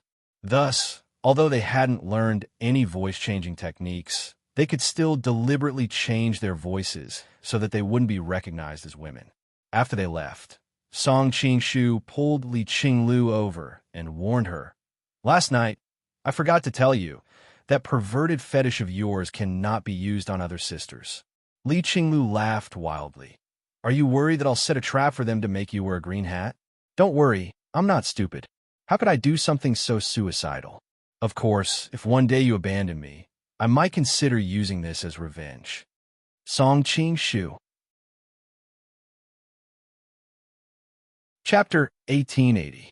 Next, Song Qing-shu began to use Helian Tieshu's identity to gather some of his trusted subordinates, to understand which ones were loyal to him, which ones could be won over, and which ones would sit on the fence. He also silently noted down their personalities and areas of influence in preparation for the future. Although he was not familiar with these people at all, Song Qing-shu was already very familiar with his identity. Now that he was mentally strong, even if there were any accidents, he would be able to quickly turn things around. Moreover, after reviewing the documents yesterday, he had a general understanding of his subordinates' personalities. Calculating the time, the people from Spirit Condor Palace should be arriving in a few days. Originally, Li Qinglu was more familiar with the people from Spirit Condor Palace, but Class 1 Hall was Spirit Condor Palace's sworn enemy in the past, and it was hard to guarantee that the blood of the other was not stained on their hands. If she was sent, the hatred between the two of them might instead ruin things. Thus, after much consideration, he sent Yelu Nanxian out of the palace with the token to receive them. After receiving them, he arranged for them to hide near Lingzhou City, and once they received the signal, he would let them enter the city. As for Mu Wanqing and Qin Hongyan, Song Qing-shu had them secretly contact the people from the Mu family and the remaining forces of the Qin family. Although Mu Wanqing was not worldly, she was not stupid, and with the help of the older Qin Hongyan. In truth, Qin Hongyan's personality was similar, but she had been a princess for so many years and had more than 10 years of life experience. Things like gathering old subordinates, the two of them could still work together, albeit barely. When Song Qing-shu finished meeting with Helian Tieshu's trusted subordinates, Li Qinglu came to find him with a face full of excitement, causing his heart to skip a beat. "You didn't do something ridiculous again, did you?" Li Qinglu rolled her eyes and said somewhat sadly, "Am I such a bad woman in your heart?" Naturally, Song Qing-shu would not be moved by her acting. "Tell me, what is it?" Li Qinglu's expression was strange, and she said with some schadenfreude, "I have found the Kunlun slaves you asked me to find." Song Qing-shu was overjoyed. "Good, it's time to let Nian Liandan have a taste of the women she's harmed all these years. Let's go and bring her over." Not long after, Song Qing-shu brought his men and appeared in a secret room hidden beneath the palace. After a night's time, Nian Liandan had already woken up. He was currently trying to regulate his breathing and heal his injuries. Unfortunately, he had been heavily injured by Song Qing-shu, and his martial arts had been mostly crippled. His current efforts were more for psychological comfort. In the other cell, Helian Taishu and the others had already woken up. They had already learned of Song Qing-shu's identity from Nian Liandan, and upon seeing him enter, they all started cursing. Noisy, Song Qing-shu couldn't be bothered to pay attention to them. He directly shot out a few gusts of wind from his finger, sealing their mute acupoints. The secret room immediately quieted down. Nian Liandan opened his eyes and looked at him, the light of hatred in his eyes. However, he quickly suppressed it. "Prince Song, I was sent to Western Xia by the Great Khan after all, and I represent the will of the Mongolian Great Khan. It's fine that you've ruined the Great Khan's plan, but if you let me go, I'll put in a good word for you in front of the Great Khan. In addition to your relationship with the Ruyang princely residents, the Great Khan might let bygones be bygones. Song Qingshu stared at him as if he was looking at an idiot, causing Nian Liandan's hair to stand on end. What, you don't believe me? When the Great Khan gets angry, corpses will float for thousands of miles, and the people will be plunged into misery and suffering. The end of Khwarezm, Western Liao, and the other countries in the western regions is a clear proof. I believe you, of course I believe you. I know the conduct of the Mongolian army better than anyone else, Song Qingshu said indifferently. However, you said that you'll put in a good word for me when you return. Are you retarded, or do you think I'm stupid? Do you think I'll believe your nonsense? Nian Liandan was so stifled that he couldn't speak. After a long time, he snorted. In any case, the Mongolians value envoys the most. They believe that envoys represent their face. In the past, there were a few countries in the western regions that didn't believe in evil and killed the Mongolian envoys. In the end, even chickens and dogs weren't spared. Song Qingshu said indifferently, "You don't need to scare me. Even though the Mongolians are powerful and prosperous, the countries in the Central Plains aren't those weak cities in the western regions. If he dares to come, I have a way to make it so that he won't be able to return. You don't know the immensity of heaven and earth." Nian Liandan snorted disdainfully. He had followed Genghis Khan for many years, so he knew how terrifying he and the Qieshui army under his command were. "You don't need to worry about these things. This time, I've come to give you a present." Even though there was no mirror, Song Qingshu knew that his smile at this moment was definitely somewhat vulgar. A present? Nian Liandan immediately revealed a wary expression. He wasn't an idiot. Of course, he knew that the other wouldn't be kind enough to give him a present. Song Qingshu said with a smile, "Didn't I say yesterday that I want you to experience the feelings of those women that you've harmed over the years? So you have to do what you say." Clapping his hands, Li Qinglu quickly brought in 2 Kunlun slaves. When Song Qingshu saw them, his face couldn't help but twitch. Good fellow, dark and muscular. They looked very much like the person in Shawshank's Redemption prison, and also somewhat like Uncle Billy, forcefully resisting the disgust in his heart. Song Qingshu waved his hand to have them enter the prison cell. Seeing them walk toward him with sinister smiles, Nian Liandan felt a bit scared. What do you want?" Song Qingshu explained. "They were abducted from their hometowns and sold here as slaves. I told them that as long as they can serve you well, I'll return their freedom and give them a large sum of money to return home. I think they'll definitely work very hard later." Nian Liandan's hair stood on end when he heard this. He was originally a rapist, so how could he not know these things? He immediately screamed, "No, don't. I hate men the most. Just thinking about them makes me feel disgusted. Not to mention being, ugh, Prince Song, spare me. I'll agree to any condition you have, I beg you," Song Qingshu said indifferently. "It's too late. You dare to have designs on my little sister Wan, so you're destined to have such an ending. At the same time, let me take the place of the heavens to enforce justice for those women that you've harmed." "No, don't." At this time, the 2 Kunlun slaves had already pounced forward.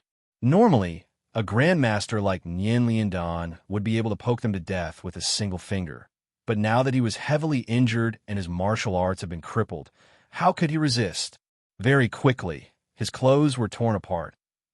Song Qingshu only felt a wave of nausea. This scene was truly too unsightly to look at, so he pulled Li Qinglu and walked out. Li Qinglu also sucked in a few breaths of cold air, and the way she looked at Song Qingshu became strange.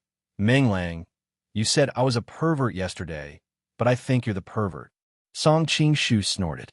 "To deal with a pervert, you can only use an even more perverted method." Li Qinglu actually agreed with this point. That's right. For a person like Nian Liandan, killing him with a single strike is instead letting him off easy. Only by letting him suffer the most disgusting and painful punishment in the world can he comfort those women that he's defiled. As a woman, she had an innate hatred for this kind of rapist, so she was especially sympathetic towards his suffering. After exiting the secret chamber, Li Qinglu could not help but ask doubtfully, "Aren't we going to interrogate Hellion Taishu and the others? After all, there's still a lot of information that needs to be gleaned from their mouths." Song Qingshu replied, "First, the scene inside right now is a bit unsightly to look at. I really don't want to stay here for another second. Second," he suddenly paused, and then said with a strange smile, "Why do you think I locked Hellion Taishu and the others up next door to Nian Liandan?" Li Qinglu immediately understood, and could not help but laugh. "You really are an old fox." As expected, roughly 2 hours later, when the two of them returned to the prison cell, Hellion Taishu and the others were already shivering. Without waiting for him to ask, they all spilled out everything they knew. All they asked for was for them to be given a quick death, and not to end up as miserable as the neighboring Nian Liandan. At that moment, Nian Liandan was lying on the ground like a pile of mud, breathing his last breath. His entire body was covered in bruises, and the area under his pants was a mess. No one knew whether he had died from the injuries in his body or whether he had died from anger. None of this was important. He would definitely remember the shadow of today when he went to hell, and he would probably regret everything he had done over the past few years. He got someone from Class 1 Hall to clean up the mess inside, then brought Nian Liandan out of the palace and threw him into a mass grave to prevent others from recognizing him. Song Qingshu had originally planned to scratch his face, but he discovered that his face had long since been scratched to the point where it was unrecognizable, which saved him the trouble. As for the other two Kunlun slaves, Song Qingshu rewarded them with a sum of money and restored their freedom. He even specially had someone from Class 1 Hall escort them out of the city. After all, they had sacrificed quite a lot this time. As for Hellion Taishu and the others, they were temporarily locked up here. It was not yet time to kill them. Next, Song Qingshu summarized the distribution of his forces in Lingzhou City based on the information Hellion Taishu and the others gave him. He also had a better understanding of which clans and ministers were currently neutral, and he had a clear target for his next plan. Then, he used Li Liangzuo's secret message system to contact his trusted subordinates in the various counties. Occasionally, he would leave the palace and use Li Liangzuo's identity to maneuver around the various clans. After around 7 or 8 days, Song Qingshu used Li Liangzuo's identity to lead Spirit Vulture Palace, the private soldiers of the various clans, and the troops sent to rescue the king to launch a counterattack back to Lingzhou City. The commander on this side was also Song Qingshu, so it was not a balanced battle from the start. Soon, Hellion Taishu's troops were routed, and the palace was seized again. All of Lingzhou City was once again under Li Liangzuo's control, and Hellion Taishu and the others were killed on the spot. After that, Song Qingshu immediately announced to the world, Hellion Taishu had rebelled against his superiors, and he had luckily escaped with the help of Mu Wanqing and the clan behind her. He hereby conferred her the title of Empress. To stabilize the country as soon as possible, he had decided to pick an auspicious day to get married. The situation in Lingzhou City had been changing over the past few days, and the citizens had had enough of the hardships. They needed a joyous event to wash away their joy. As for the mourning period, Western Xia was not the Southern Song dynasty. After all, they were not as strict when it came to etiquette. Of course, it was the continuous upheaval that gave Song Qingshu an excuse to get married so early. Ever since that night, Song Qingshu did not try to launch any more night raids. After all, Mu Wanqing was still a young girl, and that would be too rash. So, he decided to give her a grand wedding. Chapter 1881. The old man was covered in a black cloak, as if surrounded by a black fog. He was the king of killers, Huashan, who struck fear into the hearts of the kings and lords of the western states. However, the majestic king of assassins in the past was now prostrating at the feet of another majestic old man. His aura was completely overshadowed by the other party as he begged in the most humble language. The greatest conqueror since ancient times, The Khan of Khan who owns the four sides of the ocean and is as great as the sun, Huashan, and the 12 precious tree kings represent the entire fire worship sect to surrender to you. Please forgive us for our previous offense. From now on, we will become the sharpest sword in your hands and carry out your will to eliminate any enemies who oppose you. The majestic old man was naturally Khan Temujin of Mongolia. At this moment, he looked at the king of assassins kneeling at his feet with an indifferent expression. He didn't respond to his surrender. Instead, he asked calmly, "I heard that every sect leader of the sect of fire must be the most beautiful and pure virgin." "That is indeed the case, Great Khan," the old man replied hurriedly.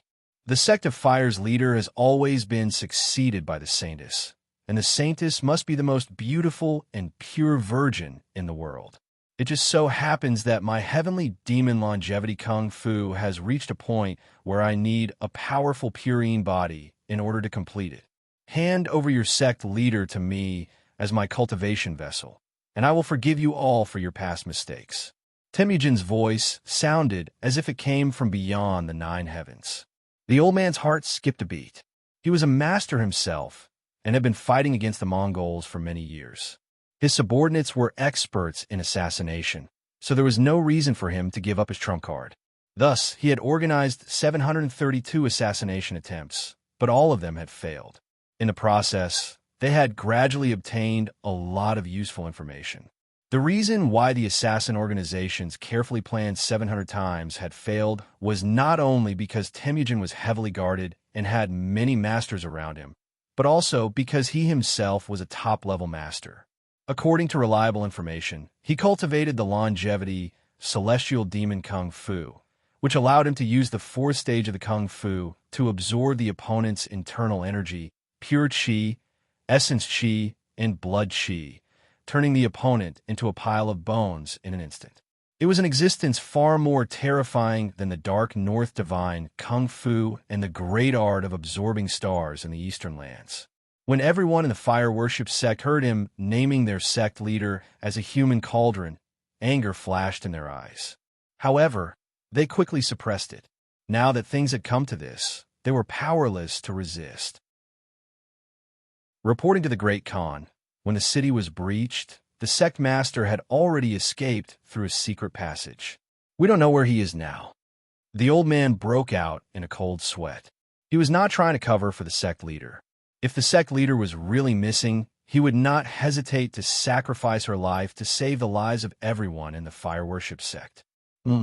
Temujin's body suddenly leaned forward, and a force like a tsunami enveloped everyone. Reporting to the Great Khan, we dare not lie. The sect leader is indeed missing. Changsheng Wang, one of the 12 Tree Kings, answered under the pressure.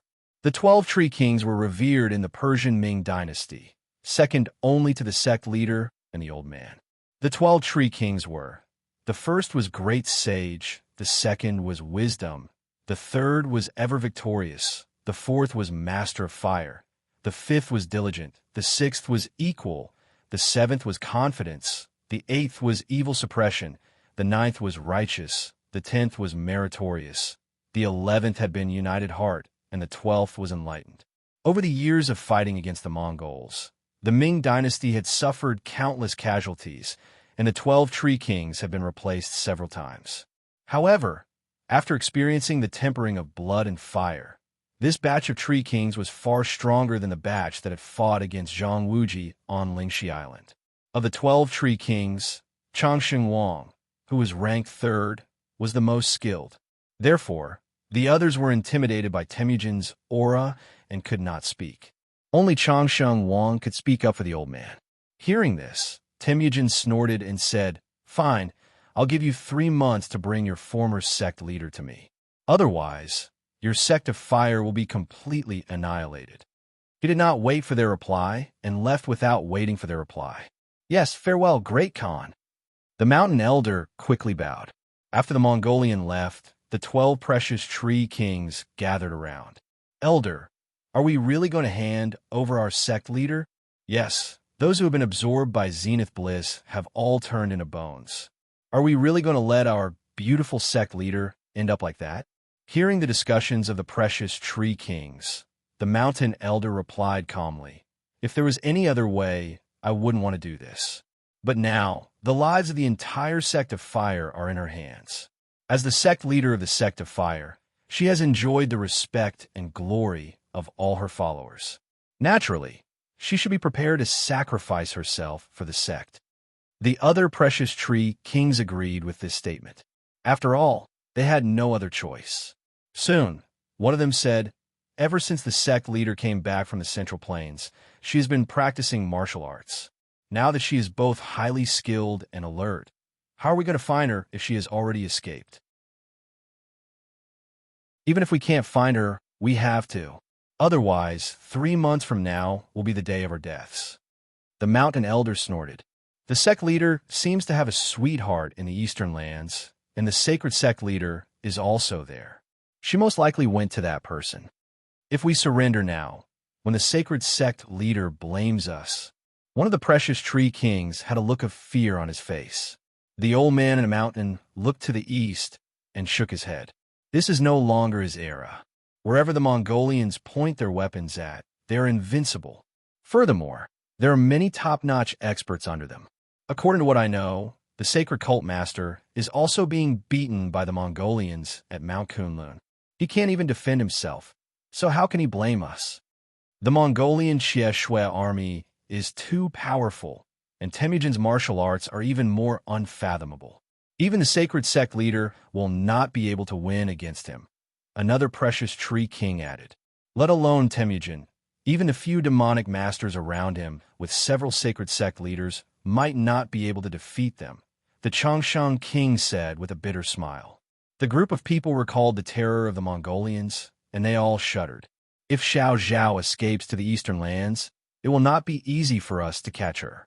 The eastern lands are too far from here, and 3 months may not be enough, especially since our intelligence network suffered heavy losses in the battle with the Mongolians. The group of people no longer called the sect leader, but directly called him by his name, as if this could reduce the guilt in their hearts. The mountain elders said, "Don't worry, I have a backup plan. When the time comes, we will choose a new saintess from the list of candidates. If we can't find Xiao Zhao, we will let the saintess calm Temujin's anger first. That should buy us some time." "Great plan, elder," the precious tree kings all praised.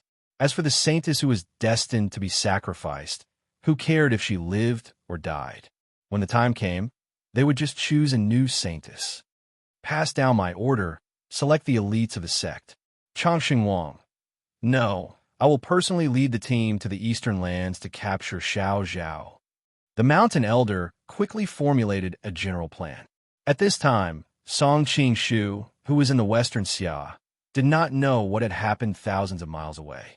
For the next period of time, he was dealing with the mess left behind by Li Liangzhua and Helian Taishu. Because of the lack of core manpower, Song Qing-shu could only go against the majority's opinion and introduce a female official system, inserting people from the Condor Palace's 9 Heavens 9 divisions into the various government departments of the Western Xia. Fortunately, the Western Xia was originally a country founded by nomadic people, and it had been on the Silk Road for a long time. It had frequent contact with the culture of the West, so it could reluctantly accept this change. It would have been impossible to implement such a policy in the Southern Song dynasty, where Confucianism was prevalent. Then, with the help of Li Qiushui's former subordinates, the First-Class Hall, the Mu family, and the Qin family, the Western Xia was finally stabilized. Before they knew it, the day of the Emperor and Empress wedding had arrived. Yilu Nanxian personally helped Mu Wanqing dress up. When she combed her hair, she looked at the phoenix coronet on her and couldn't help but say enviously, "Wanqing, you are so beautiful today." Everyone says that the most beautiful moment in a woman's life is when she is a bride, and it seems that it is indeed so. Feeling a trace of loneliness in her heart, Mu Wanqing comforted her. "Sister Sienna, you will have such a day sooner or later." Yilu Nanxian smiled bitterly. "I've already worn my wedding dress some time ago. I thought I was going to marry the crown prince of the Western Xia, but the groom suddenly became Li Yuanhao. Speaking of which, we are all people with bitter lives. I am afraid that in this life, we will not be able to openly become Brother Song's wife. At this time, Qin Hongyan could not help but say, I think you can rest assured. Qing Shu is a responsible man. In the future, when he is fully fledged, he will definitely marry you. Mu Wanqing pouted, Mother, you don't need to comfort us. Now, one of us is the Empress of the Western Xia, and the other is the Crown Princess of the Western Xia. How can we still marry Brother Song? Why not? Qin Hongyan pointed to the north and said, As far as I know, the Mongolian Genghis Khan had 4 empresses and countless imperial concubines at the same time. Many of them were even wives that he had snatched from his enemies. Even he could give those women status, not to mention that you and Qing Shu are in love with each other. Seeing that the 2 women were still somewhat dejected, Qin Hongyan continued, Even if you don't believe me, you should have faith in Qing Shu. He is definitely not the kind of man who would let a woman down. Speaking up to this point, her expression was also incomparably strange. She had never thought that one day she would actually have to speak up for that man. She had almost shared the same bed with him twice in a row. Although this made Qin Hongyan extremely ashamed and resentful, at the same time, she also somewhat admired his gentlemanly demeanor. In that kind of situation, if it was another man, it was hard to guarantee that he wouldn't take advantage of the situation and take advantage of the situation to take her. As a former princess, coupled with the fact that the Xixia people's customs were somewhat barbaric, it wasn't like she hadn't seen similar things like taking in both mother and daughter, beautiful sisters, and so on. Many great aristocrats liked this kind of thing. Although the imperial court of the Central Plains prided itself on being a country of propriety, such things were not uncommon throughout the dynasties and dynasties. This was even recorded in the history books, not to mention those filthy things that had been buried in history. It was precisely because she knew these things that her impression of Song Qing Shu increased by a lot. Especially in the dead of night, when she would even dream of some shameful scenes that couldn't be told to outsiders, she even unconsciously started to speak up for Song Qing Shu. Suddenly, she noticed that the 2 women were looking at her with a somewhat strange expression. She felt guilty and hurriedly found an excuse to explain. In this life, it's because I've misjudged men. That's why I'm especially clear about scumbags who don't take responsibility. It's very obvious that I can't see that in Song Qing Shu. Mu Wanqing also couldn't help but nod and say, That's right. In fact, Big Brother Song has also said similar things to me in the past. I didn't expect that I haven't seen it as clearly as Mother. I shouldn't have doubted Big Brother Song. Yilu Nancian also said, That's true. It's still Madam who sees things clearly. Chapter 1882. Your Highness, the auspicious time has arrived. Soon, a palace maid came in. It was not convenient for them to say anything, so Qin Hongyan and Yilu Nancian sent Mu Wanqing out to attend the ceremony. The weddings of ordinary families were quite complicated, and the weddings of the royal family were even more complicated. There were all kinds of sacrificial rites, ancestral temples, and receiving congratulations from the civil and military officials. The day passed quickly. In the end, when Mu Wanqing was sent back to her bedroom, she couldn't help but complain to Qin Hongyan, Marriage is so tiring, I don't want to experience it a second time. Qin Hongyan couldn't help but laugh. Silly child, how can there be a second marriage? Unless it's inauspicious. Mu Wanqing didn't care. Anyway, I've already set my mind on Brother Song. Even if he doesn't want me, I won't marry anyone else, so there won't be a second time. Yilu Nancian couldn't help but laugh. Don't speak too soon. You really might get married a second time. Oh, why? Mu Wanqing was shocked. Yilu Nancian laughed. You know, today is your wedding with the Western Xia Emperor, Li Longzhua. In the future, when the situation is settled, won't you marry Brother Song again? Mu Wanqing blushed and said shyly, Sister Xianer, you laugh at me too. Actually, I've thought it through. This will make Brother Song remember me. This is a unique wedding. If I have to do it with him again, I'll be at a disadvantage. Yilu Nancian's eyes were full of laughter. It's good that Sister Wan can think it through. After all, you are the empress of a country. Many women in the world dream of becoming empress, but I don't even have the luck to become the crown prince's concubine. Mu Wanqing couldn't help but pull her hand. Sister Xian'er, it's easy to become empress. I'll let you wear the phoenix coronet, and you'll be empress tonight. Yalu Nanxian was shocked and quickly got up. Tonight is your wedding night. Don't mess around. Qin Homian also laughed. Looking at the time, Qingshu should be here soon. Your sister Xian'er and I should leave. Mu Wanqing was anxious. Hey, don't go. I'm scared here alone. What's there to be afraid of? It's your husband coming, not someone else. Qin Homian laughed. Mu Wanqing's face turned slightly red. I'm just a little scared. Can you guys stay and accompany me? Qin Homian blushed and spat. Only the bride can stay in the bridal chamber. There's no reason for the mother to stay with you. However, Nanxian is your sister, so she can stay with you. Yalu Nanxian also hurriedly waved her hand. I'll also go first. After she finished speaking, she did not wait for Mu Wanqing to urge her to stay and hurriedly left. At the same time, she secretly felt strange in her heart. She thought to herself, it was originally a very normal matter, but why did it sound so strange coming from Madame Qin's mouth? It was as if the three of them were waiting to consummate their marriage together. After Yalu Nanxian left, Qin Homian gave her a series of instructions on how to cross cups of wine later. As she spoke, she suddenly felt a little sad. The reason why she knew these things wasn't because she was experienced. Back then, during her wedding with Mu Yuqi, she was completely dazed and didn't have any memories at all. Instead, it was because she had fantasized that Duan Zhongshan would marry her. Even the details of the wedding had been carefully prepared, but unfortunately, in the end, it was all for naught.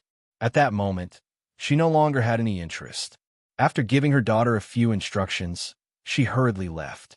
Not long after she left the door, she coincidentally ran into Song Qingshu. Now, why is Madame crying? Seeing her slightly red eyes and faint traces of tears on her pure white cheeks, Song Qingshu was startled and couldn't help but ask. No, it's nothing. Qin Homian hurriedly turned her head away, using the back of her hand to wipe the corners of her eyes before turning back. It's just that seeing one of her get married, my heart was so happy that I couldn't help but cry. Is that so? Song Qingshu was a little suspicious. Suddenly, his heart moved. Did Madame recall the scene again and think of that surname, Duan? No. Qin Homian hurriedly denied, but in the end, she smiled bitterly. As expected, I can't hide it from you. Qingshu, you're so smart. That silly girl will definitely be completely controlled by you for the rest of her life. In the future, you mustn't let her down. Song Qingshu smiled. Madame worries too much. How could I possibly do anything that would let Wan Mei down? He hadn't finished speaking when the scene of the two of them being intimate under the covers a few days ago appeared in his mind. His gaze fell on her snow-white slender neck and her voluptuous and graceful body, and for a moment, he was somewhat speechless. Qin Homian clearly thought the same as him. Her fair, jade-like face was instantly dyed with a layer of peach red, and her chest also rose and fell somewhat rapidly. After a long while, she finally came to her senses and hurriedly threw down a sentence. Remember our agreement. Then, she left as if she was fleeing, and the way she walked seemed to have become somewhat unnatural.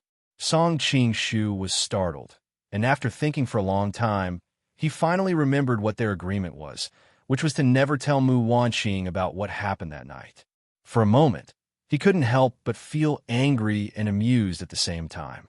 Originally, nothing had happened, but in the end, she made it seem as if they were having an affair. But very quickly, he recalled how Li Qinglu had dressed up as her that night, and for a moment, his expression also became somewhat unnatural. Collecting his thoughts, Song Qingshu walked to Mu Wanqing's sleeping quarters, pushed open the door, and entered. He waved his hand to dismiss the palace maids and eunuchs, then looked at Mu Wanqing, who was sitting on the bed. She was usually elegant and refined, but now she was wearing a phoenix coronet and a red cape. Under the illumination of the red candles, her cheeks were as red as peach blossoms, less cold and frosty, and more charming and gorgeous. Idiot, why are you standing there and not coming over? Mu Wanqing's heartbeat sped up under his gaze, and she didn't know where to put her hands. Who knew that after a long time, he would still be standing there? She was originally pure and innocent, so whatever was on her mind, she would say it out loud. Song Qingshu said with a smile, I remember the scene when I met you on Mount Hua. You still have the nerve to say that? You were so bad at that time. After he mentioned it, Mu Wanqing also recalled the various events of the past, and couldn't help but spit. Song Qingshu walked over with a face full of saliva. If I wasn't bad, how could I have gotten such a fairy-like bride? Mu Wanqing hurriedly dodged to the side. Take off your mask first. It's making my heart flustered. Only then did Song Qingshu remember that he had to face so many palace maids and eunuchs just now, so he didn't have the time to take off his mask. He hurriedly put it away and restored his original appearance. Only then did he reach out and pull her into his embrace. We've known each other for so long, but in the end, we've only just gotten together. It's really not easy to think about it. Now that he thought about it, Mu Wanqing was pretty much the first woman he met after he transmigrated to this chaotic world, other than Zhou Zhuo and Icy Snow. Yeah, he seemed to have met Huang Rong in Jingzhou as well. But at that time, Huang Rong was the leader of the world's #1 sect in the pugilistic world, while he was the notorious cripple and abandoned disciple of Wudong sect. The two of them couldn't be considered to have crossed paths at all, and the real interaction was something that happened much later. At this moment, Mu Wanqing's voice interrupted his thoughts. Isn't it because you're a womanizer? You've always been having fun outside, and you don't even remember to look for me. Song Qingshu was drenched in a waterfall of sweat, somewhat guiltily said, Actually, Mu Wanqing stretched out her finger and placed it on his lips. Song Lang, you don't have to explain. Since I chose to marry you, there are some things that I can naturally figure out. Now that I think about it, the identity of the Empress of Xixia is pretty good. At least in this identity, you're mine alone. Sister Wan. Song Qingshu's heart was moved. Looking at the girl in front of him, her pink face and bright eyes, thin eyebrows and wide forehead, moist red lips, every part of her was quite seductive. His heart was moved, and he couldn't help but directly kiss her. Now I've really blocked enough words. I was wondering where I wrote the word condom, but when I looked at it, the original text was a complete set. Chapter 1883. After Mu Wanqing gave him a kiss, her heart was thumping wildly, her cheeks were flushed, and she was extremely shy. Her already bright red face became even more gorgeous. Suddenly thinking of something, she hurriedly pushed him away and said in a low voice, We haven't drunk the nuptial wine yet. Song Qingshu hugged her slender waist and felt that it was warm and soft. He couldn't help but stare at her beautiful face in a daze. How can you drink the nuptial wine? I'm not wine. Hearing her lover's praise, Mu Wanqing was also extremely happy. But the nuptial wine can't be saved. My mother said that 1 hua should be divided into 2 ladles. The son-in-law and the wife should each hold one to complete the final ceremony of marriage. Only then will both husband and wife receive the blessings of heaven. Song Qingshu was startled. Isn't the final ceremony to enter the bridal room? After drinking the nuptial wine, you can do whatever you want. Speaking of this, Mu Wanqing was already extremely shy and almost buried her head in her clothes. Hearing her extremely soft voice, especially the kind of feeling of infinite shyness, made Song Qingshu's index finger move. He almost turned into a werewolf on the spot. However, he was very clear that for a woman, the sense of ceremony was the most important. If she didn't drink the nuptial wine, it would become a lifetime regret for her. So he resisted the impulse in his heart and reached out to suck the wine pot and wine cup over. Every time this happened, he couldn't help but sigh at the goodness of the martial arts world. No matter how advanced the technological society was for individuals, sometimes it might not be as convenient as martial arts. Handing the Yuanyang cup full of wine to Mu Wanqing, Song Qingshu looked at her beautiful face that was like the first blooming spring flower and said solemnly, Wan Mei, after today, We will become a real husband and wife. If I let you down in the future, I will definitely teach heaven." Mu Wanqing hurriedly reached out to cover his mouth, and her pair of beautiful eyes revealed tenderness. "Good brother, I understand your intentions. I don't need you to swear. Even if you really let me down, it's my own bitter fate. I can't blame you." Song Qing-shu couldn't help but feel tenderness. Wan Mei, seeing him approach her face again, Mu Wanqing's face turned slightly red. Her voice was soft and pleasant. "Drink the nuptial wine first." "I almost forgot." Song Qing-shu suddenly came to his senses. Holding her hand, they drank the wine in the cup in one gulp. Then they threw their wine cups to the side. Song Qing-shu could no longer suppress the feelings in his heart and directly lowered his head to kiss her. The girl's unique fragrance lingered in his nose. It was the most wonderful feeling in the world. In the end, Song Qing-shu was no longer satisfied with just kissing her, especially when he saw her cheeks like fire, indescribably tender and lovely. Her pair of watery eyes, a pair of hands quietly reached into her clothes, feeling her youthful and elastic skin. As he gazed at her face that was like a crabapple sleeping in the spring, and her body that was like a lotus that had just bloomed, Song Qing-shu never expected that she, who was usually somewhat cold, would actually be so lively and charming. In a certain instant, she was actually 90% similar to Qin Hongmian's charm. Song Qing-shu was shocked. Why did I think of her at this time? I've sinned.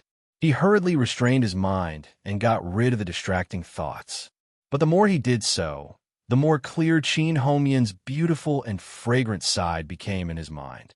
Song Qing-shu secretly had a headache.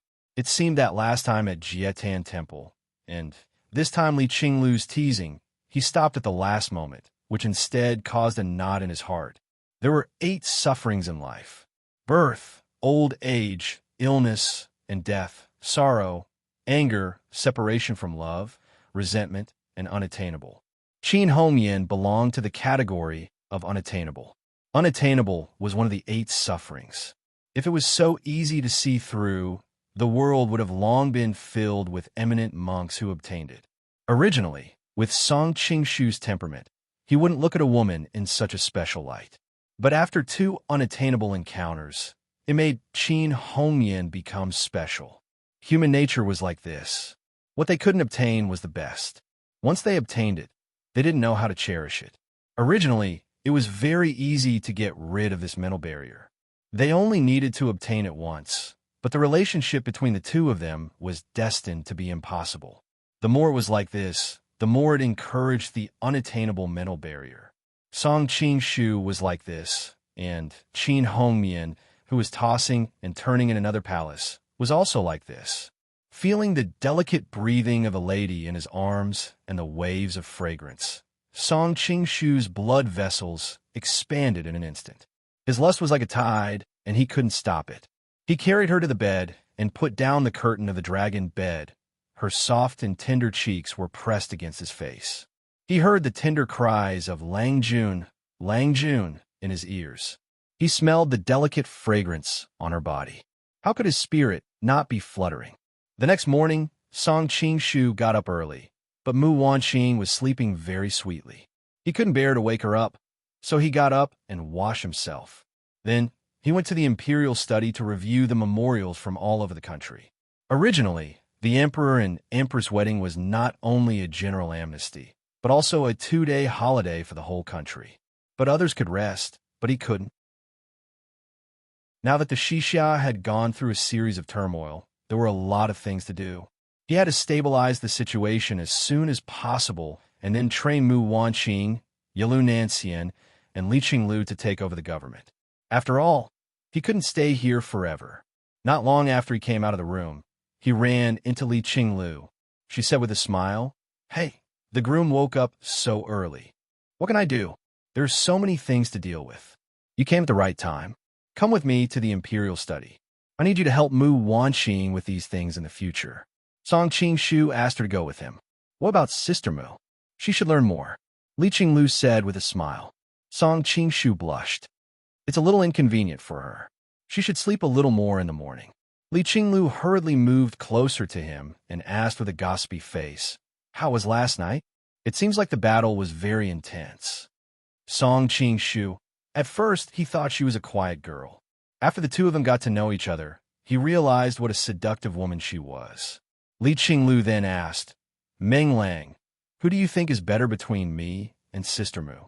Song Qingshu's face darkened. He naturally understood that the other party wasn't more serious, but more at night. But was there anyone in the world who would compare a pestering lover with another woman? Li Qinglu seemed to know that he wouldn't answer. So she answered her own question, "Hey, actually, I know even if you don't say it. You definitely think Sister Mu is better." "Why?"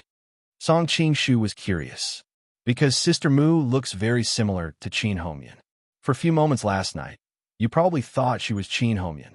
One moment she was a madam, the next moment she was a daughter. Which man could forget such an exciting experience? Of course, I can't compare." Li Qinglu analyzed seriously. Song Qingshu finally couldn't take it anymore. "What has Li Qiushui taught you all these years? Why are there so many perverted thoughts in your little head?" Chapter 1884. Song Qingshu wanted to refute loudly, but he could not help but recall some scenes from last night. He felt guilty and quickly changed the topic. "I don't want to discuss such boring things with you. Hurry up and call Xian over. Let's continue practicing our ability to deal with memorials and government affairs." Li Qinglu rolled her eyes. "Do you want to call Qin Hongyan over?" Song Qingshu was finally annoyed. "Are you done? Why do you keep mentioning her?" "I'm thinking about the overall situation." Li Qinglu looked as if she had been wronged. "We have so few people right now, and we need help. This kind of thing is too confidential. We can't let outsiders know. After thinking about it, she's the most suitable person to help." Song Qingshu was stunned. He suddenly felt that what she said made some sense. Since Qin Hongyan already knew about this, the best way was to let her help as well. This way, they would not waste human resources. "But there's a big problem," Li Qinglu suddenly said. "What?" Song Qingshu asked instinctively. "That's how we can ensure Qin Hongyan's loyalty." Li Qinglu scowled, as if she was thinking hard. In the past, the method Class 1 Hall used to control spies was to control their lives and future. We also needed to hold their parents and children as hostages. Some of the spies from crucial departments even needed to take poison regularly, but we can't use these methods on her. Song Qingshu said in a low voice, "Madam Qin is not that kind of person. Besides, Wan Qing is here. She won't reveal our secret. As a leader, you can't be so emotional. You need to use all kinds of methods to keep things in check. You can't just rely on the people's hearts." Li Qinglu warned. She was born in the royal family and had been in charge of an important department like Class 1 Hall for a long time. In this regard, she was more rational than Song Qingshu, who was a person who had only joined the family halfway. Besides, Madam Qin will not reveal the secret under normal circumstances. But what if something unexpected happens? For example, Duan Zhengchun comes to find her and spills the beans in a moment of confusion. Duan Zhengchun knows that he is a playboy and likes to fool around. Who knows if he will encounter a few female spies from other countries? After all, Duan Zhengchun is the second most important person in Dali.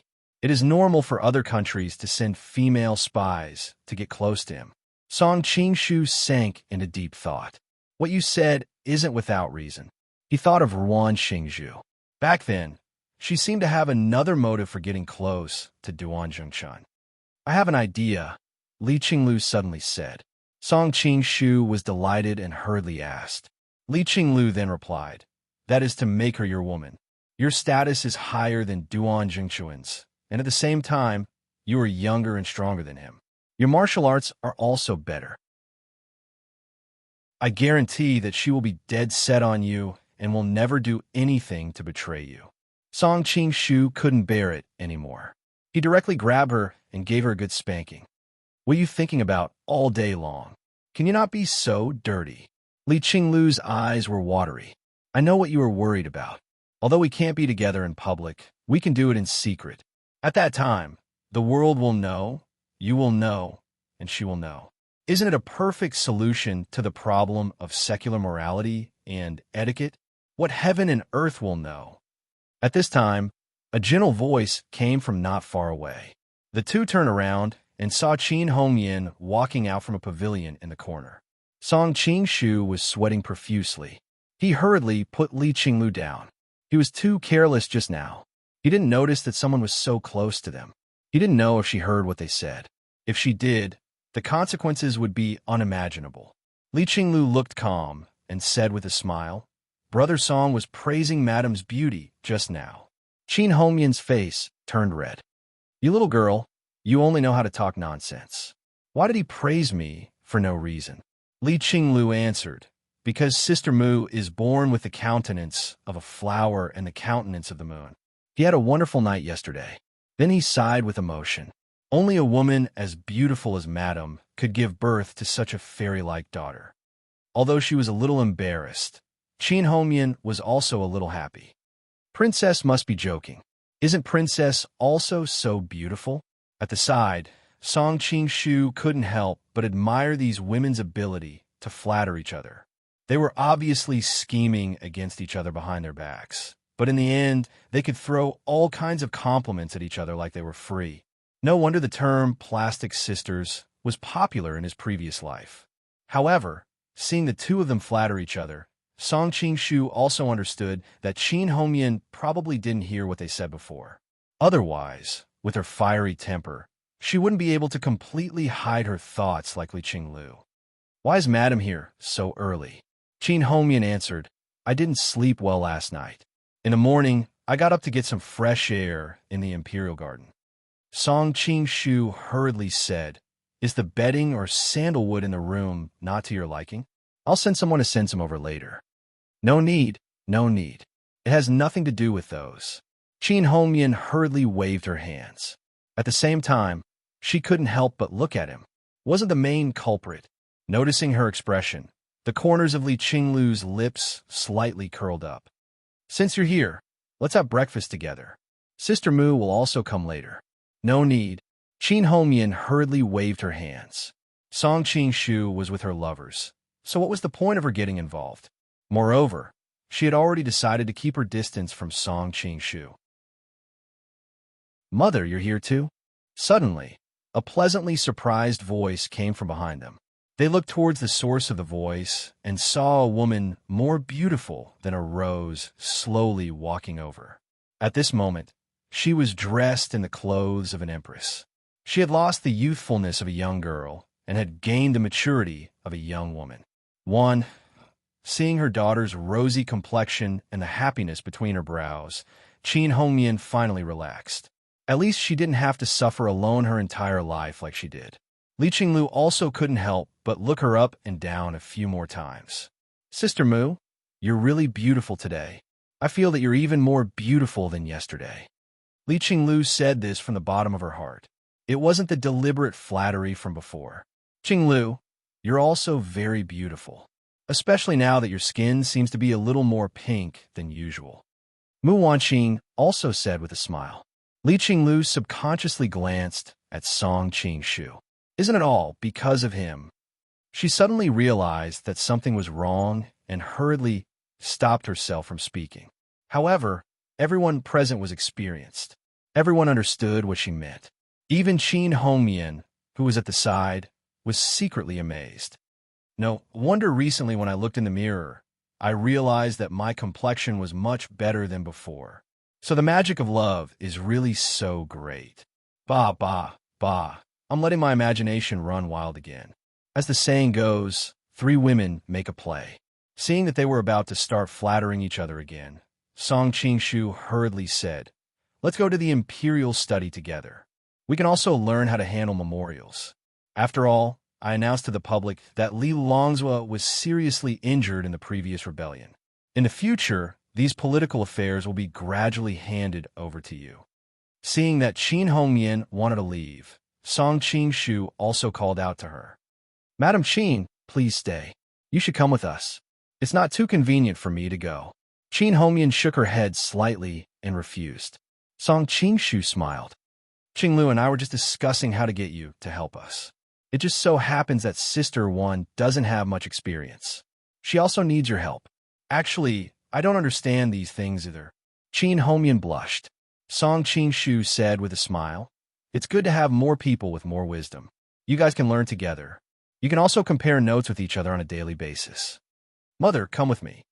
Mu Wanqing couldn't help but hug her mother's arm and shake it. Chapter 1885. Hearing about the Mongols, Song Qingshu's heart skipped a beat. "What military intelligence?" "I don't know," the eunuch replied. "An urgent memorial from the border is in the study." Song Qingshu dismissed him and beckoned to the girls. "Let's go together." The girls also realized the seriousness of the matter and followed behind him. Qin Homian hesitated for a moment before following. Arriving at the Shang minister's study, Song Qingshu opened the sealed letter and took out a memorial to the throne. Soon, he frowned deeply and sighed after a long time. "The thing I was worried about has finally come." The girls hurriedly went over to read it and finally understood what was going on. The scouts at the border had found out that the Mongolian army had been acting strangely and seemed to be gathering towards Western Xia. They had sent a memorial to the central government to make preparations. Song Qingshu found it strange. Didn't the news say that the Persian Ming dynasty was in a stalemate with the Mongols? How could the Mongols have the energy to attack Western Xia? "It's all my fault." Mu Wanqing couldn't help but say, "If it wasn't for me, they wouldn't have killed Nian Liandan and Zhu Lao. I heard that the Mongols value the lives of their envoys and think that they represent their country. Now that Nian Liandan and the others have been killed, the Mongols won't let this go." Song Qingshu comforted her. "Sister Wanqing, don't think too much. Nian Liandan almost offended you. Even if I had to choose 100 times, I would kill him without hesitation. As for the Mongols, they will move south sooner or later. It has nothing to do with you." Li Qinglu also comforted her. "Sister Mu, don't take it to heart. The Mongols are cruel and have the ambition to conquer the world. There will be a war with the Central Plains sooner or later. Our main problem now is how to deal with it and not fall into self-blame." Yilu Nanxian also comforted her. "Wanqing, this has nothing to do with you. The Mongols have been ambitious for a long time. It's just that they have been busy with the Western expedition, after being comforted by the others." Mu Wanqing felt a little more at ease. Song Qingshu said, "The most important thing right now is to determine Mongolia's intentions and whether they are truly targeting Western Xia. Also, we need to investigate the situation of Mongolia's westward expedition." "Clear due. I'll need your Class 1 hall to investigate this." Li Qinglu nodded. Over this period of time, there have been a few coups in the country, and Class 1 hall has practically fallen into a state of stagnation. We didn't manage to get a lot of information in time, but now we're on the right track, and we should be able to get some information soon. "All right," Song Qingshu said. "CNR, bring me the military deployment map in the north. We'll study the routes that the Mongolians will take if they really attack us. We'll be prepared beforehand." In the following period of time, Song Qingshu, Mu Wanqing, and Yilu Nanxian worked together to study the Western Xia's northern defensive line and began to organize the logistics system. As the saying goes, before the troops and horses move, the provisions and fodder move first. Very soon, Class 1 Hall received news that the Mongolians had won against the allied forces of the Western countries during their expedition to the west. In fact, they had even taken down the headquarters of the Persian Ming dynasty, Dove Nest. The Ming dynasty suffered countless casualties, and the remaining people surrendered under Old Mountain's lead. What about their cult master? Song Qingshu could not help but be concerned about Xiao Zhao's fate. Li Qinglu answered, "I didn't hear any news of their cult master being captured. There's only a rumor that their cult master left before the city was breached and fled to the eastern lands. It said that Old Mountain even personally led people to chase after her in exchange for a pardon from the Mongolian Great Khan. However, this news has not been verified, and we don't know whether it's true or not. There must be a reason behind all this." When he heard that Xiao Zhao did not end up in the Mongolians' hands, Song Qingshu sighed in relief. Even though they had never met before, she was the most suitable person to be a wife along with Shuang'er in the Golden Book. Besides, she was Taitish's daughter. No matter what, he did not want anything to happen to Xiao Zhao. By the way, how did Light Summit react when the Persian Ming dynasty was destroyed? Based on the original novel's description, if Xiao Zhao was no longer responsible for the Persian Ming dynasty, she would most likely go to look for her sweetheart, Zhang Wuji. It was a pity that she did not know that her sweetheart had already changed. The Ming dynasty is currently in a defensive state. Based on the reports from our spies, it seems that we haven't seen the cult master for a long time, Li Qinglu answered. Song Qingshu was stunned. He was puzzled. Previously, when Vulture Palace was in chaos, based on Fan Yao and Wei Yixiao's expressions, it was clear that Zhang Wuji had planned to go, but he never showed up. Now that the Persian Ming dynasty had been destroyed, he still did not show up? Others might not know about his relationship with the Persian Ming dynasty, but how could he not know? How could he not have any reaction when he saw the headquarters of the Ming dynasty that he single-handedly created destroyed? Where the hell did this guy go? Last time, Su Xing's disciples found the dead miracle Dr. Shui at Mount Beating Drum. Everyone else thought that it was Jinluan Fuwang and the others who did it. But to him, the murderer was more likely to be Lord Ming. It was just that Zhang Wuji's loyal and honest image was too deeply rooted in people's hearts, so no one was willing to think that way. Just as Song Qingshu was thinking, a eunuch suddenly sent a message that Mongolia had sent a letter of credence. Rather than calling it credence, it was more like a strongly worded letter of condemnation. It strongly criticized Li Longzuo's illegal ascension to the throne, saying that the deaths of Li Yuanhao and the crown prince had something to do with him, and that Princess Yinchuan had always been the future consort of the fifth prince, Su Liuwu. Now that Princess Yinchuan's whereabouts were unknown and her father was murdered by Li Longzuo, the fifth prince would soon send troops to take revenge for his future consort and father-in-law. When did I become his future consort? Li Qinglu was instantly enraged. Standing at the side, Yalu Nanxian couldn't help but ask curiously, "There is such a rumor in the streets. 2 years ago, it was said that Su Liuwu had taken a fancy to you, and that so-called betrothal contest for Western Xia was just a formality." Li Qinglu blushed. Actually, my father did have such intentions, but the late emperor was a man of great talent and strategy. He knew very well that the Mongolians would not let any other country off the hook, so he didn't want me to marry into the Mongolians, lest the Western Xia be tied to the war chariot by the Mongolians and become a weapon in their hands. In the end, when the other countries were destroyed, the Western Xia dynasty would repeat the same mistake as the Qi dynasty at the end of the Warring States period. That's why he proposed the betrothal contest, in an attempt to incite a war between the Mongolians and the other countries through the competition between the princes and sons of the other countries. Song Qingshu couldn't help but sigh. Although Li Yuanhao is a little lecherous, he subconsciously glanced at Qin Hongyan, who was standing at the side. Clearly, she had also recalled the incident at Jiatan Temple. At that time, if Li Yuanhao hadn't harbored evil thoughts, their relationship wouldn't be so awkward. Clearing his throat, Song Qingshu continued. But as he was able to stand between Song and Liao and lead the Dongxiang people to establish their country, dominating a region, he is indeed not an ordinary person. Just based on his understanding of the betrothal contest, there aren't many people in this world who have such a clear mind. Mu Wanqing also couldn't help but agree. The late emperor is indeed a dragon among men. But Song Qingshu had a headache. At that time, in order to save trouble, I used Li Liangzuo's identity to pacify the Western Xia dynasty as soon as possible, but I didn't expect that it would cause even greater trouble.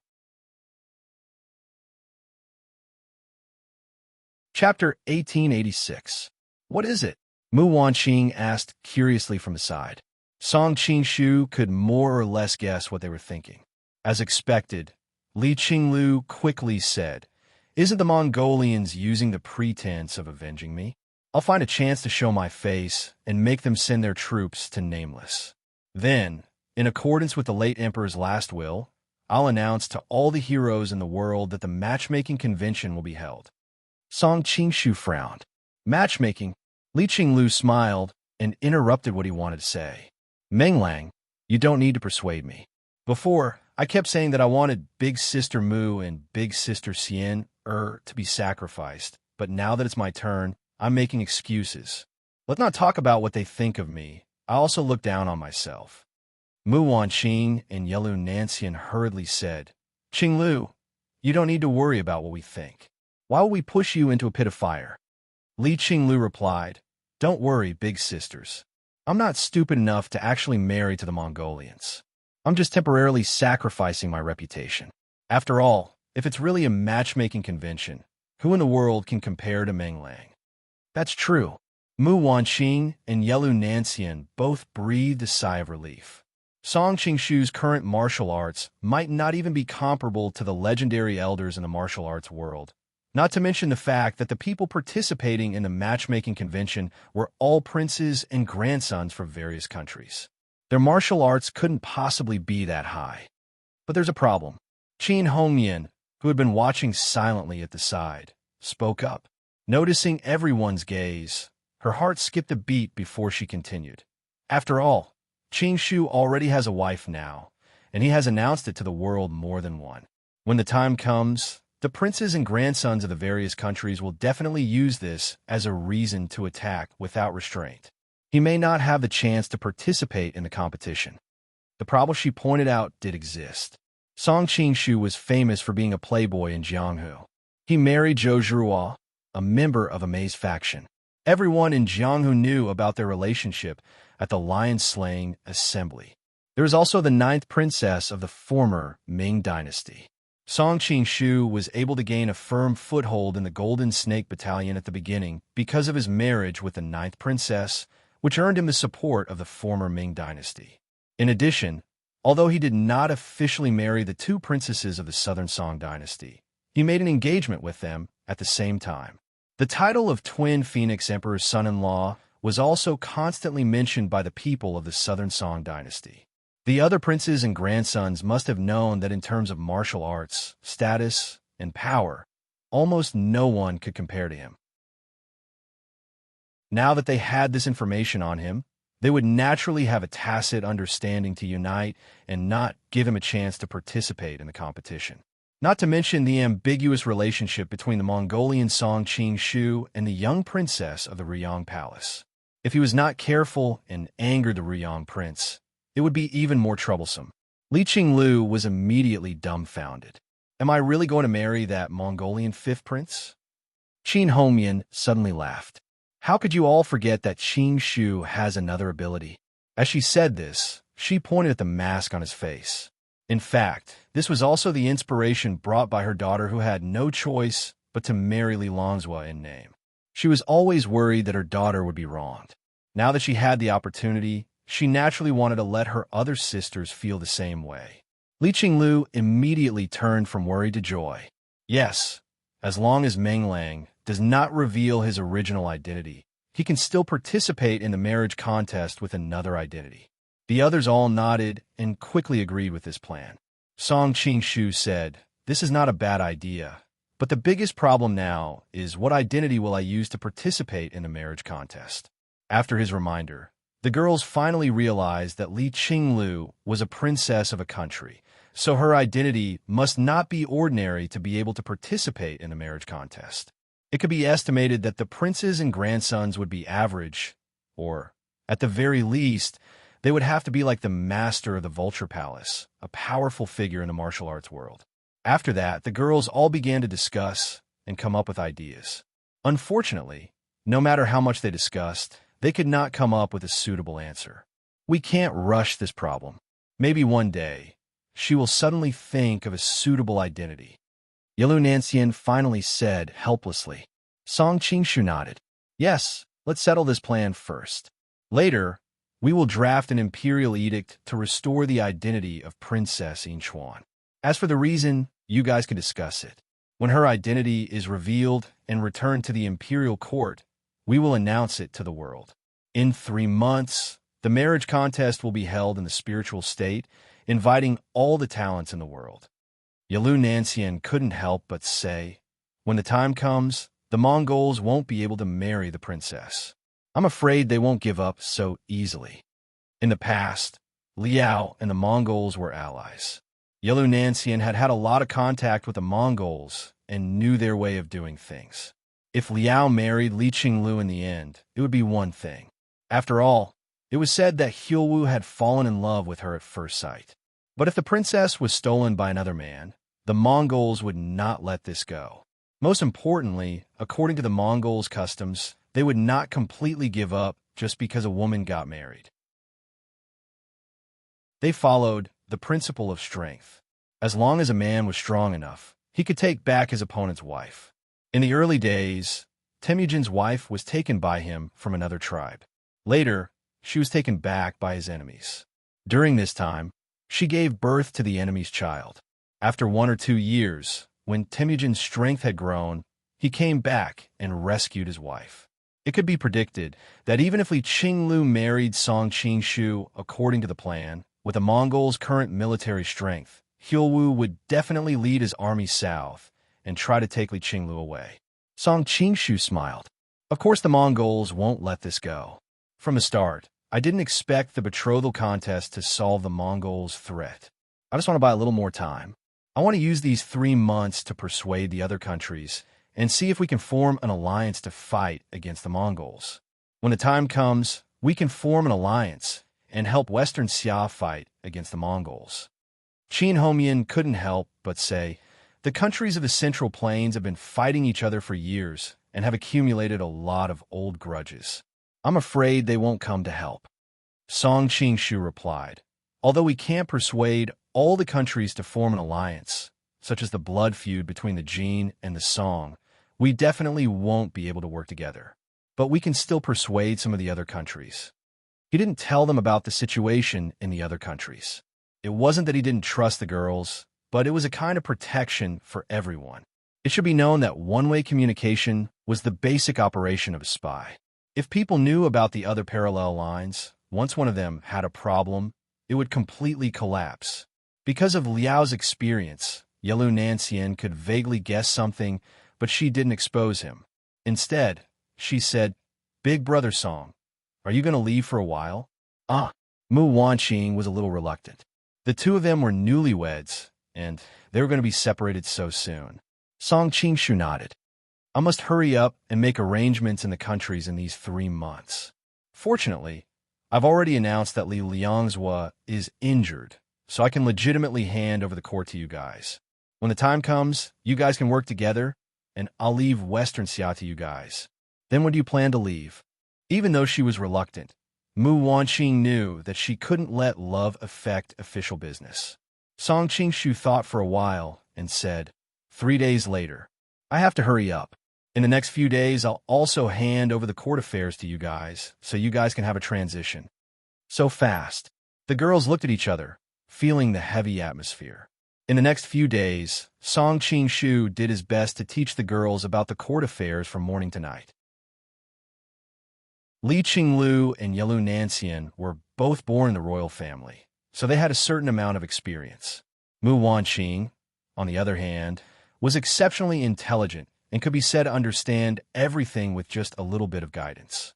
Moreover, there was Qin Homian's help, so she could barely keep up with the progress. When it was time to rest at night, the girls knew that they were about to part, so they were no longer shy. One by one, they gave him their most tender and sweet side in private, letting Song Qingshu enjoy their tenderness. Of course, sleeping together with them was out of the question.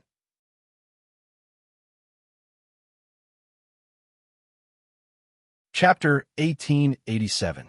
After leaving the spiritual state, Song Qingshu headed east. The journey was boring.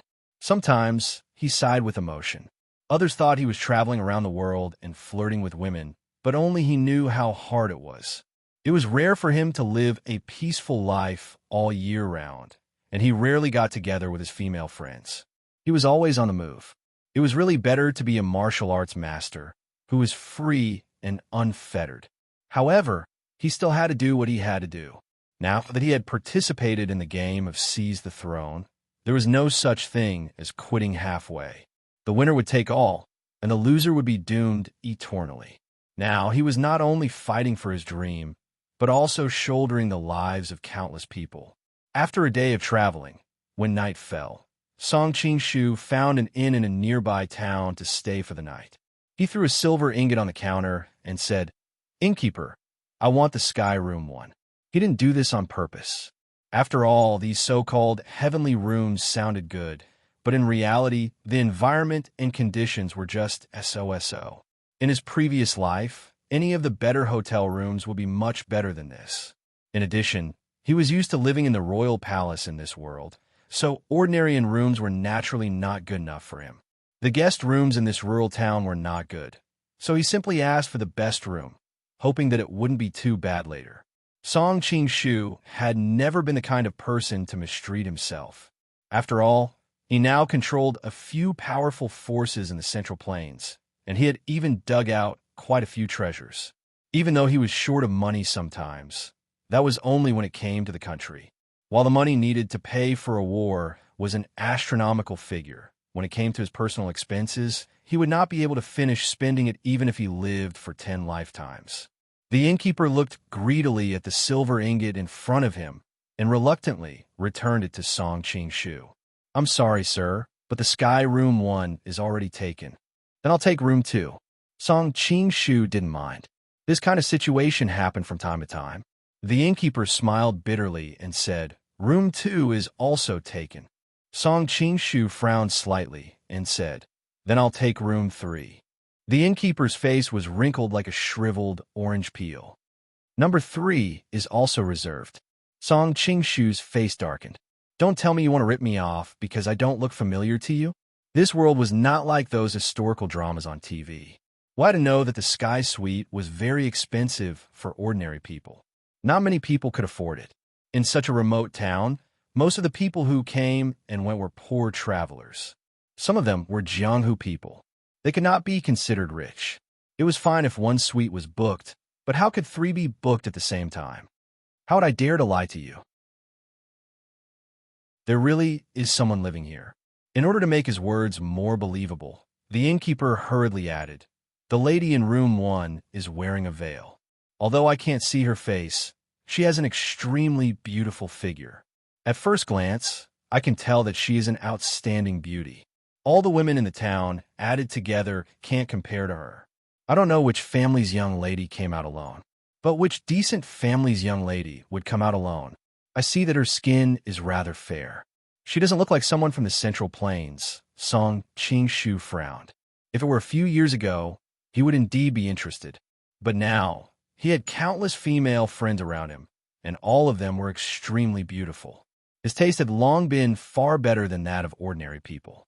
How many beautiful women had the innkeeper seen in such a remote town? Most of the time, he would be shocked when he saw someone with a bit of beauty. What's more, he hadn't even seen her face. Of course, the most important thing was that he had now felt the meaning of the word responsibility. In addition, most of his thoughts were on his career, so he naturally wouldn't care about women. The innkeeper was a master of observation. Noticing the impatience on his face, he immediately ended the gossip and continued. "The one in Room 2 is a wealthy businessman with a big belly. The one in Room 3 is a hunchback. I don't know what business his family does, but he actually has the money to live in a superior room." He only briefly described the last 2 people, completely different from the previous description of Room 1. It seemed that the general public's interest in certain things had been like this for thousands of years. Song Qing-shu paid attention to the hunchback. His first thought was that camel moo foam of the northern frontier. But then he suddenly remembered that he had died in the convention of 10,000 immortals. No matter how he thought about it, it seemed that there were no other famous hunchbacks in Jianghu. I really worry too much. How can there be so many powerful people in a small town? Song Qing-shu secretly laughed. In addition to Room 3, there is still Room 4. "Young master, do you want to make do with it?" The innkeeper also knew that the way he answered the questions just now was too infuriating, so he hurriedly took the initiative to remedy the situation. Song Qing-shu didn't have any objection. He couldn't be like those bullies in TV dramas and ask people to give up their rooms for him to live in. But seeing the innkeeper's unscrupulous face made him angry, so he took the ingot back and threw him a much smaller piece of silver. "Waiter, take the young master to his room." seeing that the fat meat in his mouth was gone. The innkeeper wanted to cry, but had no tears. He thought that there were not many people staying in the sky room for a month, but today there were 4 of them. The key was that they were all gathered together. How good would it be if there was one every day? The waiter took Song Qing's shoe to the room upstairs. The hardware and environment of the room was ordinary, but it could be considered clean. After putting down his luggage, which was actually just a change of clothes, he went downstairs and ordered a few side dishes. Then he poured himself a cup of wine and drank by himself. With his profound skills, he quickly heard the discussions of the surrounding drinkers. Have you heard? It seems that Mongolia is going to attack Xixia. It can't be. Isn't Mongolia on an expedition to the west? Your news is too outdated. I heard that Mongolia has completed its expedition to the west. Now they're planning to attack the countries in the south, and Xixia is the first country to bear the brunt. No wonder Xixia suddenly wants to find a bride. Do you think that the princess of Xixia is really that beautiful? Princesses should be very beautiful. Think about it. The emperor's women are all great beauties. How can their daughters not be beautiful? It does make sense. But have any of you seen a princess with your own eyes? If I had that kind of luck, would I still be here talking nonsense with you? Beside them, Song Qingshu couldn't help laughing. Sure enough, there was no shortage of political experts everywhere. Many of their logic was the same as those people on the internet in the future. However, many people in the future had seen the photos of the Qing dynasty princesses and already understood the fact that not all princesses were beautiful. After listening for a while and hearing nothing new, Song Qingshu deliberately sat downstairs for a while. In the end, nothing happened. He couldn't help but laugh. After all, this was not a martial arts RPG. How could something happen every time he came to the inn?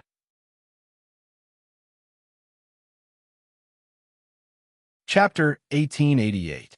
The footsteps of the people on the rooftop were very light, and every step was very careful. If it wasn't for Song Qingshu's profound martial arts, he wouldn't have been able to hear the movements on the rooftop. Why are there so many experts in the wilderness? Song Qingshu was startled. From the sound of the footsteps, he could tell that the people on the rooftop were either Qinggong experts or top-notch assassins. No matter which one it was, they didn't come with good intentions. Could it be that my whereabouts have been exposed, and someone is planning to surround and kill me? A thought suddenly appeared in Song Qingshu's mind, but he quickly rejected it. After all, with his current martial arts, how could a few assassins deal with him? At this time, the people on the rooftop deliberately lowered their voices and said, "Why did we come to the east? Logically speaking, she should have gone west." Another person replied, "Everyone knows that she wants to go west, so everyone has already set up an inescapable net to get there.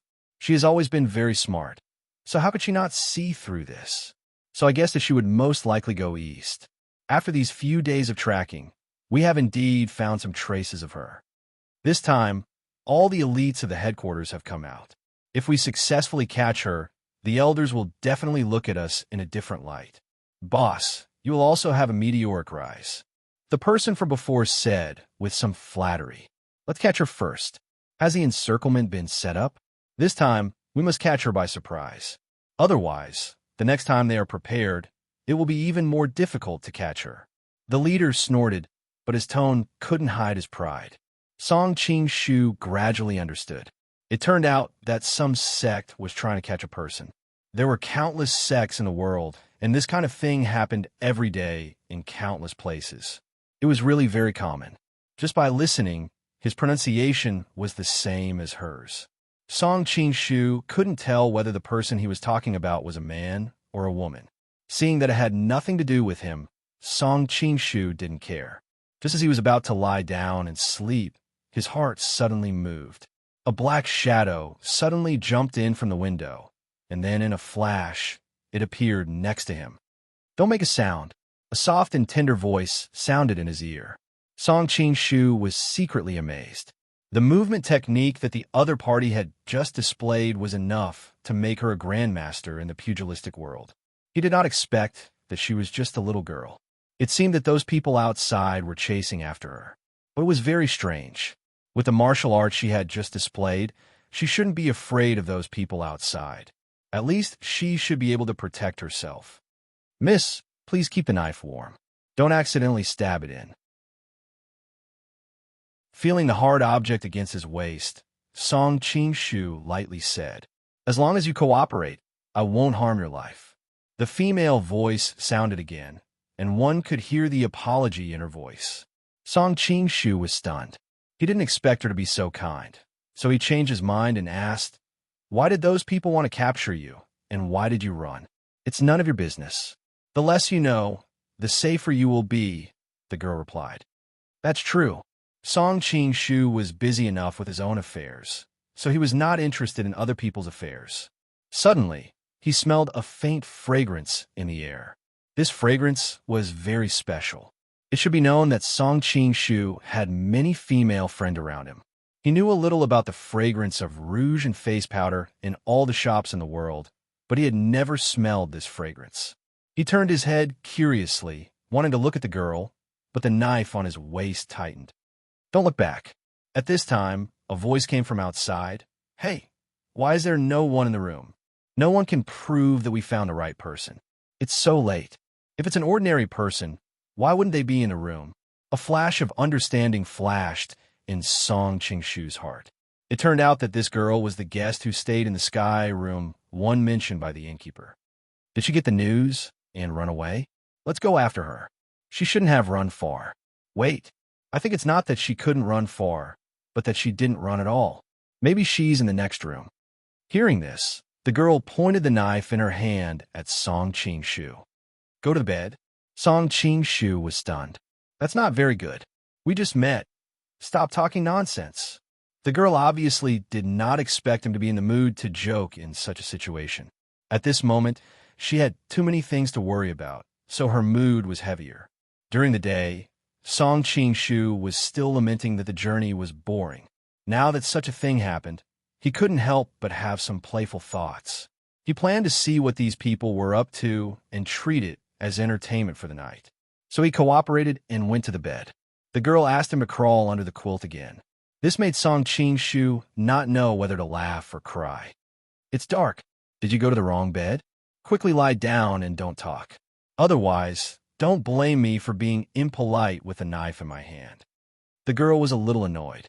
It was the first time she saw such a careless hostage. It was also the first time that Song Qing-shu saw someone invite him to sleep on the first time they met. He was a little curious about what she would do next, so he lay down under the quilt. Of course, the main reason why he was so cooperative was because the girl was beautiful enough. When she broke in from the window, although her face was covered with a veil, he could see that her eyebrows were picturesque. No wonder the boss kept saying that she was a beauty. Of course, even without looking at her face, her exquisite and graceful figure was enough to make a man's heart warm. The two of them were in the same quilt. The delicate fragrance on the girl's body was even more obvious. Song Qing-shu couldn't help but ask, "What kind of powder do you use?" "The fragrance on your body is really special. No one will think you are mute if you don't speak." The girl was a little annoyed. Suddenly, she realized that the other party was unusual. She grabbed his pulse and carefully checked it. "I thought you were a martial arts master. It turns out that you're just a thick-minded fool." The girl couldn't help but let out a sigh of relief. At this time, the sound of rummaging came from the room next door. Several people were talking in private. "Hey, still no one. Didn't the innkeeper say that there's a pot-bellied rich merchant staying here? Could it be that the rich merchant got some news and ran away? What's the situation next door? The hunchback next door isn't here either. That's really strange." "What's so strange about it?" "When people from our organization go out on a mission, for the sake of caution, they would rent the 2 rooms next door together to prevent any unexpected situations. In my opinion, the rich merchant and the hunchback from before were most likely her in disguise." This time, Song Qing-shu's interest was piqued. He didn't expect that this little lass was a talent in disguise. One must know that in this world, there are only a few people that had this ability. Ruan Xingzhu, Zhu, Murong Jingwei, and Tadish could barely be considered half. He didn't know if this little lass could completely disguise herself as someone or if she could only disguise herself. Let's go take a look at the fourth room. Just as he said that, a few black-clothed men broke in. Chapter 1889. Feeling the knife on his back tighten, Song Qingshu secretly sighed. If he hadn't covered his whole body with genuine qi, he wouldn't have dared to play with her like this. "Hey, do you see a little girl?" After they came in, they looked around and didn't find anything. Then they stared at the young man on the bed fiercely. Song Qingshu was a little confused. These people had strange accents, slightly curly hair, tall eyes, and wide noses, but they didn't have blonde hair and blue eyes like the Westerners of later generations.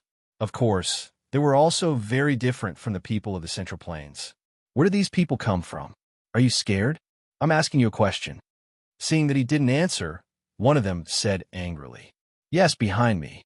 Song Qingshu answered, as if he wanted to see the world in chaos. The girl didn't expect that he would dare to betray her. She couldn't help but move the knife forward, but she didn't stab it at the last moment. "There's another person on the bed."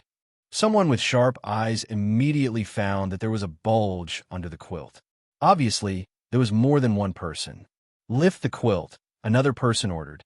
Several people gathered over, but they could only see the woman's beautiful hair. They couldn't see clearly whether she was the person they were looking for or not. Song Qingshu looked embarrassed. "I'm afraid that's not good. The most popular girl I found from Hong House is naked under the quilt." Hearing that he gave her the title of a prostitute, the girl was annoyed, but she couldn't do anything at this moment. She could only grit her teeth and bear it. Prostitute. The leader obviously didn't believe it. If it's a prostitute, why are you afraid of being seen? No, Song Qingshu answered.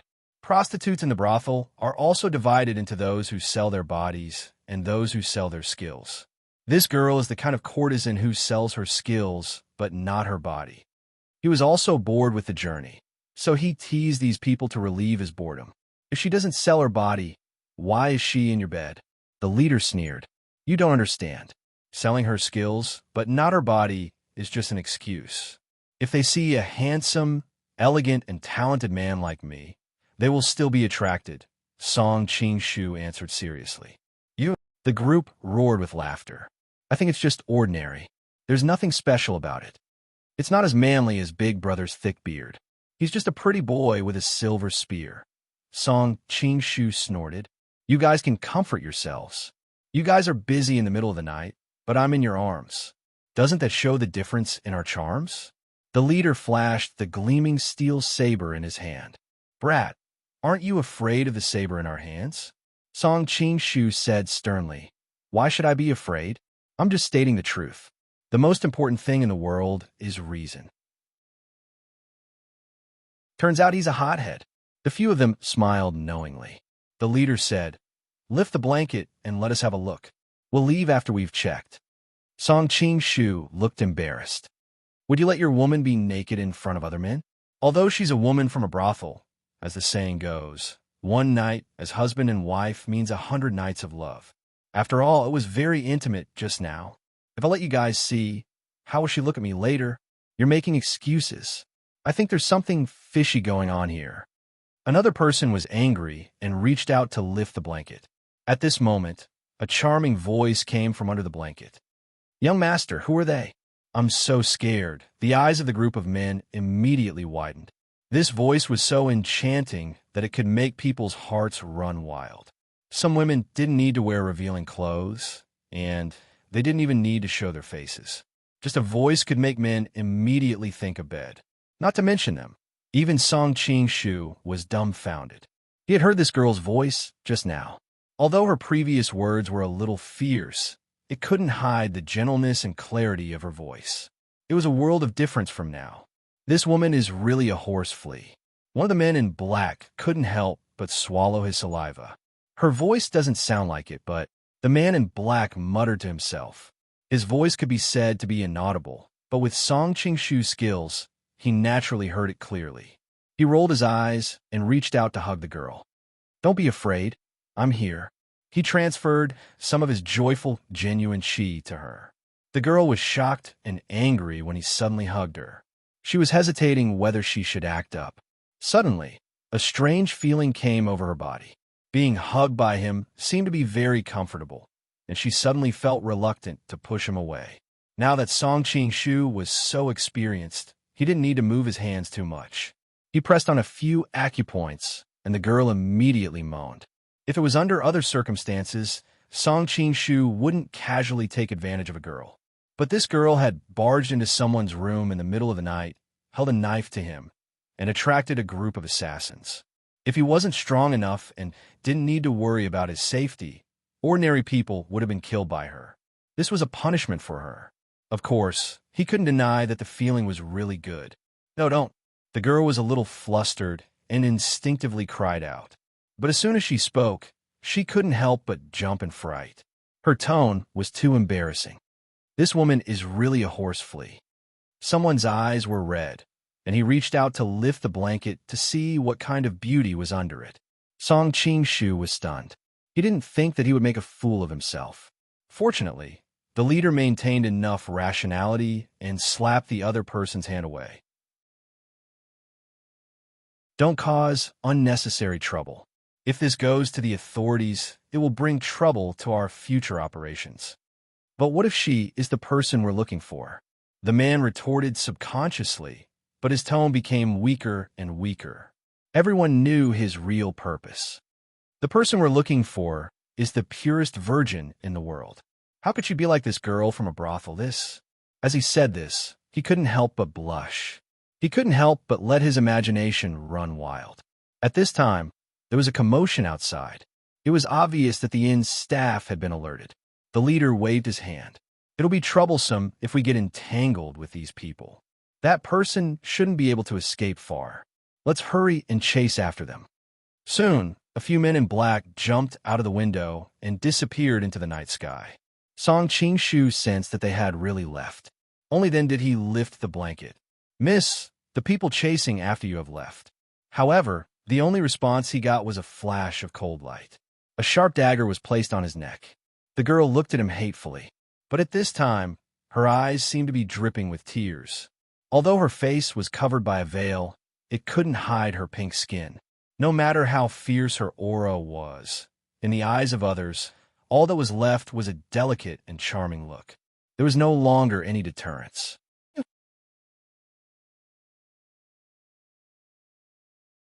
Chapter 1890. Miss, aren't you being a little ungrateful? Song Qing-shu looked at the dagger on his neck. It was shining with a cold light. He could tell that it was a precious knife that could cut through iron like mud. If it was used to cut a person's neck, it would definitely be cut in half silently. Ungrateful. The girl was so angry that she laughed. For a moment, she was speechless. Isn't that so? Song Qing-shu said seriously. Those people were obviously chasing you. I was threatened by you, but not only did I not blame you, but I also tried to cover for you. In the end, I successfully tricked them into leaving. Shouldn't you thank me? I thank you? The girl was a little angry. Those people were no match for me at all. Do I need you to save me? That's strange. Song Qing-shu was puzzled. Since they were no match for you, why did you hide? Why did you hide in a strange man's bed? The girl wanted to say that it was easy to kill these pursuers, but killing them would completely expose her whereabouts and attract more powerful enemies. Therefore, it was better to hide first. These people were not sure if she was really in this direction. Secondly, they were eager to take credit, so they would not inform their companions. But on second thought, it was not convenient to tell these secrets to an outsider. Seeing that she was speechless, Song Qing-shu said, "You have nothing to say?" As he spoke, he used a strand of hair to lightly touch the dagger, and it immediately broke into two. He couldn't help but add, "This dagger of yours is really sharp. Can you move it away a little first? Otherwise, I'm afraid that if your hand accidentally shakes, I'll be in trouble." Seeing his worried face, the girl finally felt a little better. "You still know how to be afraid? I thought you were born bold." Song Qing-shu smiled and said, "I am indeed quite courageous." The girl put away the dagger and took the opportunity to get out of the bed. "Forget it. Although I don't want to admit it, you saved me just now. I can't do something like biting the hand that feeds me. This time, it was Song Qingshu's turn to be surprised. You're forgiving me just like that? The girl tidied up her messy dress and glared at him. What? Do you want me to stab you? Song Qingshu shook his head and a smile appeared on his face. Although your mouth is a bit fierce, you have a rare kind heart. The girl seemed to be touched by his words and could not help but sigh faintly. What's the use of being kind in this world? In the end, those butchers will be the victors. Song Qingshu said with a straight face. Heaven and earth are heartless, treating all living things like straw dogs. Therefore, whether one is good or evil, it has nothing to do with the final victory.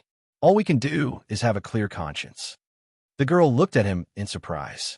I didn't expect you to be so knowledgeable. Song Qingshu smiled. It's just from the Tao Te Ching. I don't dare to take credit for it. The girl shook her head. There aren't many people who can truly understand this sentence. You're not an ordinary person. Song Qingshu said proudly. I'm not an ordinary person. I'm handsome, elegant, and elegant. I'm well-versed in both the pen and the sword. I can even make a courtesan take the initiative to throw herself into my arms. Stop, stop, stop. The girl was speechless. Thinking of what he had said in front of those killers, her face suddenly became a bit ugly. What did you do to me just now? Song Qingshu shrugged. I didn't do anything. I just touched it a few times. It was so dark that I didn't know where I touched. If I touched something that I shouldn't have, I hope you won't take it to heart since I was trying to save you. The girl almost fainted from anger. What did he mean by touching something that he shouldn't have touched? Was there anything on her body that he shouldn't have touched? Soon, she realized what she wanted to ask, but as she spoke, she became hesitant. I'm not asking you about that. I'm asking you, why did I have that kind of reaction? Song Qingshu waved his hand. This is called Kato Takashi hand. Otherwise, why do you think I can make a courtesan take the initiative to throw herself at me? Pervert! Hearing this answer, the girl quickly jumped off the bed, wanting to draw a line between them. However, just as she landed on the ground, her legs went soft. If it wasn't for her current high level of martial arts, she would have fallen to the ground. Song Qingshu thought to himself that he had already shown enough mercy. He only infused a portion of joyful genuine qi and quickly withdrew it. Otherwise, how could a young girl like her still be able to move? The girl didn't understand. She felt that her body's reaction was quite inexplicable and embarrassing. She didn't want to stay here any longer, so she planned to leave. When she reached the window, she suddenly stopped. What's your name? Song Qingshu didn't answer. Instead, he asked, What's your name, miss? The girl frowned slightly. It's best that you don't know my name. Otherwise, you'll be in danger. Song Qingshu replied with a solemn expression. It's also best that you don't know my name. There are too many women who have fallen in love with me. I don't want any more girls to fall for me. You really are an arrogant idiot. The girl snorted. She didn't want to talk nonsense anymore. She directly leaped out of the window and disappeared into the night. Song Qingshu sighed. Why is it that no one in this world believes in the truth? If it were a few years ago, he would have no reason to be uninterested in a girl with such an appearance. Although her face was covered by a veil, the color revealed between her brows was beautiful enough. Her figure and character were both excellent. But now, he could still flirt with her. If there were to be any development, he wouldn't have the leisure to do so. After this night's small disturbance, Song Qingshu's journey was quite smooth. He didn't encounter any more accidents. It didn't take long for him to arrive at the Jin Kingdom. After all, the Jin Kingdom was the closest to Western Xia. Naturally, he chose this place first. Without any hesitation, he subconsciously went to the marshal's residence to look for Goodbye. In terms of appearance, one was the former #1 beauty in the martial arts world, while the other was the #1 beauty in the Jin Kingdom. It was difficult to tell which one was better. Of course, the exotic Tajkis was sexier and more gorgeous to a certain extent.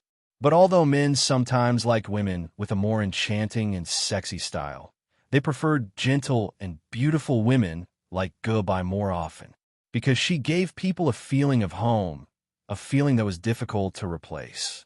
Because he wanted to know how she lived alone, Song Qingshu didn't ask anyone to report to him. Instead, he went directly to the study. Based on his understanding of Tang Kuo's residence, Goodbye was now disguised as Tang Kuo. So, when she was at home, she would most likely be in the study. As soon as he approached the study, he heard Wan Yinping's somewhat anxious voice. "Sister, you're in a physical condition. You shouldn't overwork yourself." "It's nothing.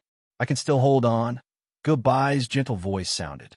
"Soon," she sighed faintly, "but I don't know how much longer I can hold on. I guess you'll have to replace me and pretend to be your brother-in-law in the future."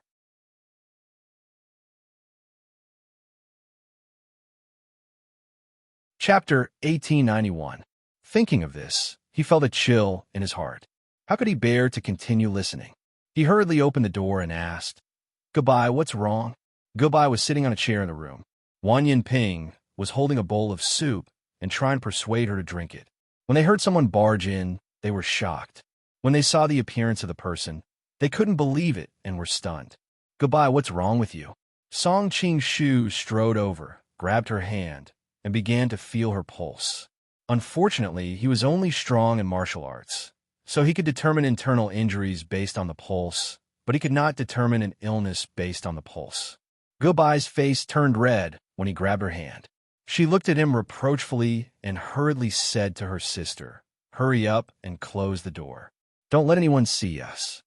Wan Yinping didn't act immediately. Instead, she smiled and said, "Sister, after such a long time, the people who serve us are all our confidants. Even if you really have a gigolo, no one will say a word. Moreover, it's brother-in-law who's back. Why do you have to be so guilty?" Goodbye glared at her and said, "What nonsense are you talking about? Who's your brother-in-law?" "Of course it's him." Wan Yinping smiled and held Song Qingshu's arm, pushing him in front of her sister. Goodbye's face turned red, and she turned her face away. She didn't deny it. Previously, she had asked Song Qingshu to pretend to be Tang Kuo every time so that she could get over it. However, both of them knew that it was just an excuse to comfort each other.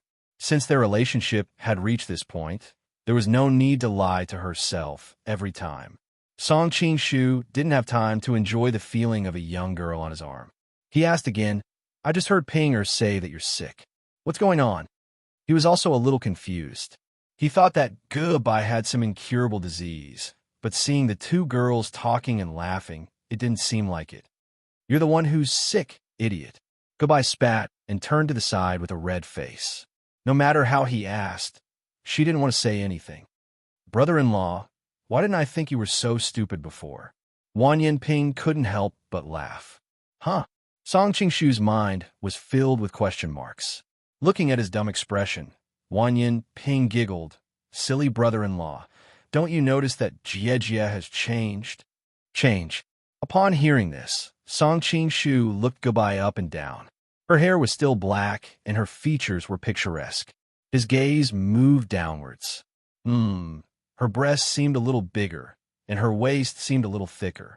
However, the man's strong desire to survive did not make him tell the truth. He used a euphemistic way of saying, "A little bit. It seems like you become more plump." "What plump?" "That's because my belly is big," Wan Yinping said hatefully. It's not a bad thing to eat a little more. You'll lose weight soon." Song Qingshu's heart suddenly lit up when he said this. He looked at Goodbye in surprise. "You're pregnant?" Goodbye's cheeks were red, but she didn't reply. She only snorted and called him a fool. Wan Yinping was more direct. "Brother-in-law, if you're going to be a father, be a father." Song Qingshu suddenly understood. This world finally gave him a sense of belonging. "Do you like a son or a daughter?" Goodbye finally opened her mouth and looked at him expectantly. Song Qingshu smiled. "Of course I like a daughter. A daughter is the cutest." Goodbye's heart warmed. She thought that he was doing this so that she wouldn't feel pressured. After all, this society needed boys to carry on the family line. Everyone would definitely prefer boys. However, she didn't know how much the men in the future would love their daughters. Suddenly thinking of something, she bit her lip and said, "There's one thing I have to say again." She touched her bulging belly. "This child, no matter if it's a boy or a girl, will be surnamed Tang Kuo." This was also the biggest reason she convinced herself to maintain this relationship with Song Qing-shu. It was also an explanation to her beloved husband. Song Qing-shu felt a wave of bitterness in his heart. It was clearly his own child, but he couldn't acknowledge it. This feeling was really complicated. However, he had personally promised her this condition. He couldn't break the promise. Moreover, this matter represented Goodbye's loyalty and persistence. If he broke his promise, her faith would collapse, and she most likely wouldn't be able to live. Of course I know, but I will still love him like my own child. Song Qing-shu moved closer to her belly and quietly listened to the movement inside. Hey, I think he kicked me. It's not that exaggerated. Goodbye blushed. It's only been a few months. How can he kick someone already? Seeing the tender love and faint loneliness on her lover's face, she suddenly felt sorry for him. Actually, you don't need to be sad. You can still let Pinger give you a child. Wanyan Ping jumped up like a startled rabbit. I'm not as good as my sister. I've been with brother-in-law for so long, and only my sister is pregnant. Seeing her sister's slightly pouting lips, Goodbye couldn't help but smile. You're still young. There will be many opportunities in the future. Wanyan Ping pouted. You're only a few years older than me. Suddenly, she rolled her eyes and smiled as she held her arm. Actually, you only need to have a son to continue the Tranquil family line. You can also give Brother Song a few more. Doesn't he like girls? Let's have 8 or 10 daughters. Yes, and 1 or 2 sons. Goodbye snorted. 8 or 10. Do you think I'm a pig? Hearing this, Song Qing-shu was delighted. He pulled her into his arms. That's a good idea. The first son will be adopted by the Tranquil family. The rest will belong to me. How can I do that? How can I have so many? Goodbye was so embarrassed that her earlobes turned red. However, she was a little moved.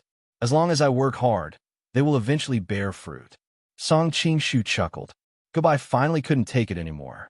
You're getting more and more ridiculous. Wanyan Ping also couldn't help but complain. The previous brother-in-law wasn't as bad as you. Goodbye was instantly displeased. What previous brother-in-law, current brother-in-law? It sounds so bad. Wanyan Ping stuck out her tongue.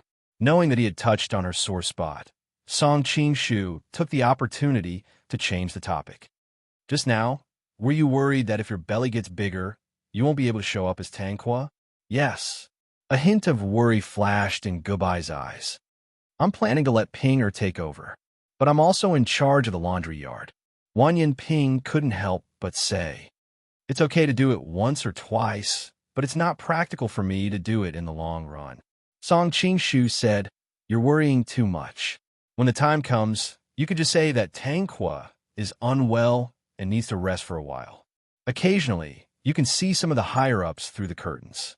Anyway, the Jin Kingdom is almost under our control now.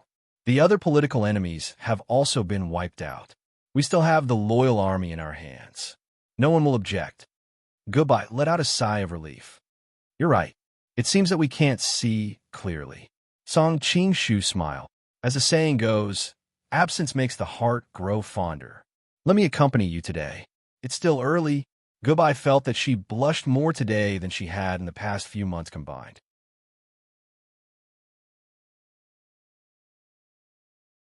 Chapter 1892.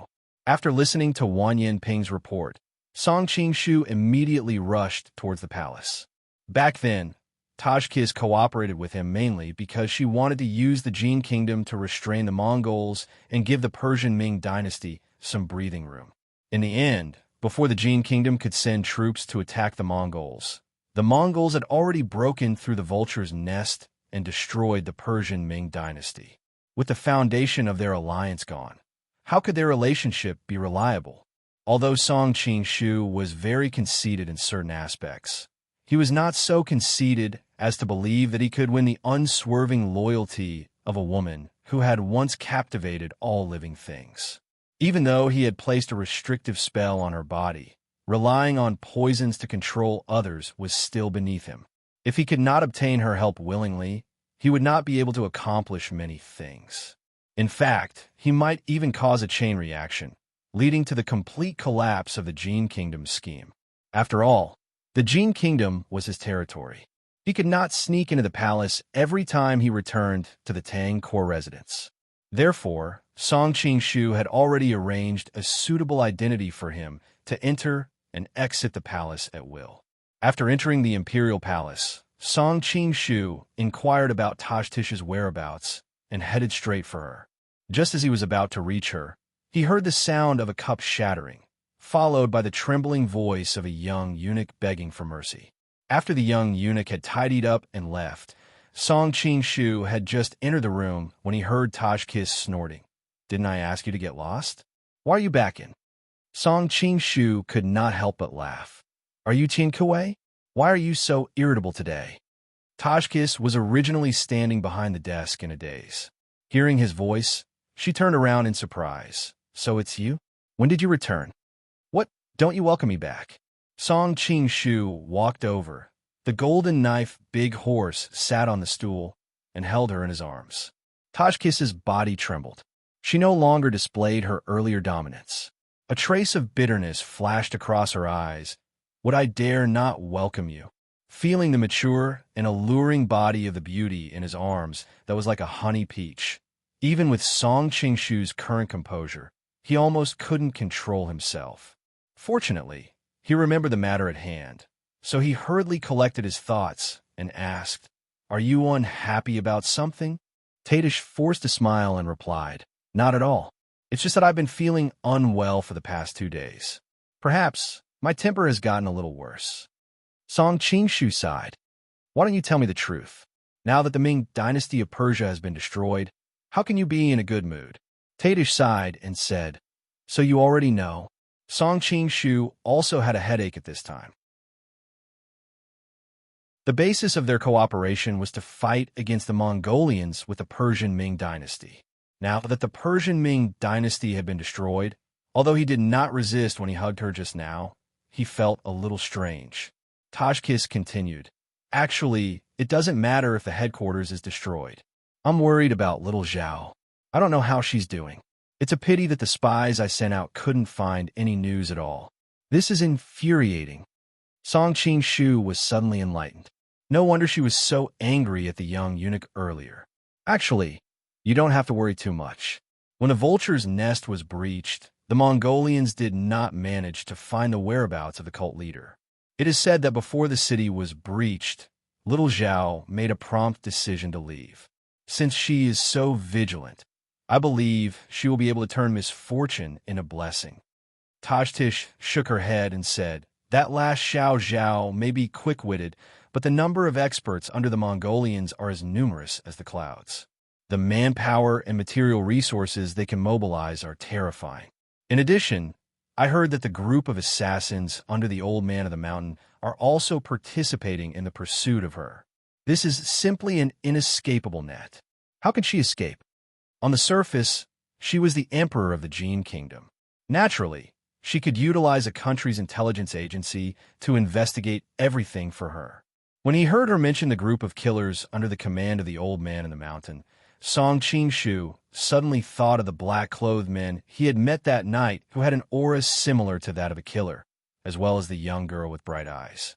His heart skipped a beat. It's very likely that Xiao Zhao is fine. What is it? Sensing that he was not purely comforting her, Tashkis curiously asked. Song Qing-shu told her about his encounter along the way. Of course, he left out certain details. He then added, "I didn't think too much about it at the time. But now that I've heard from you, those assassins do have the style of the Western regions. That young lady's age and martial arts skills are quite compatible with little Zhao's."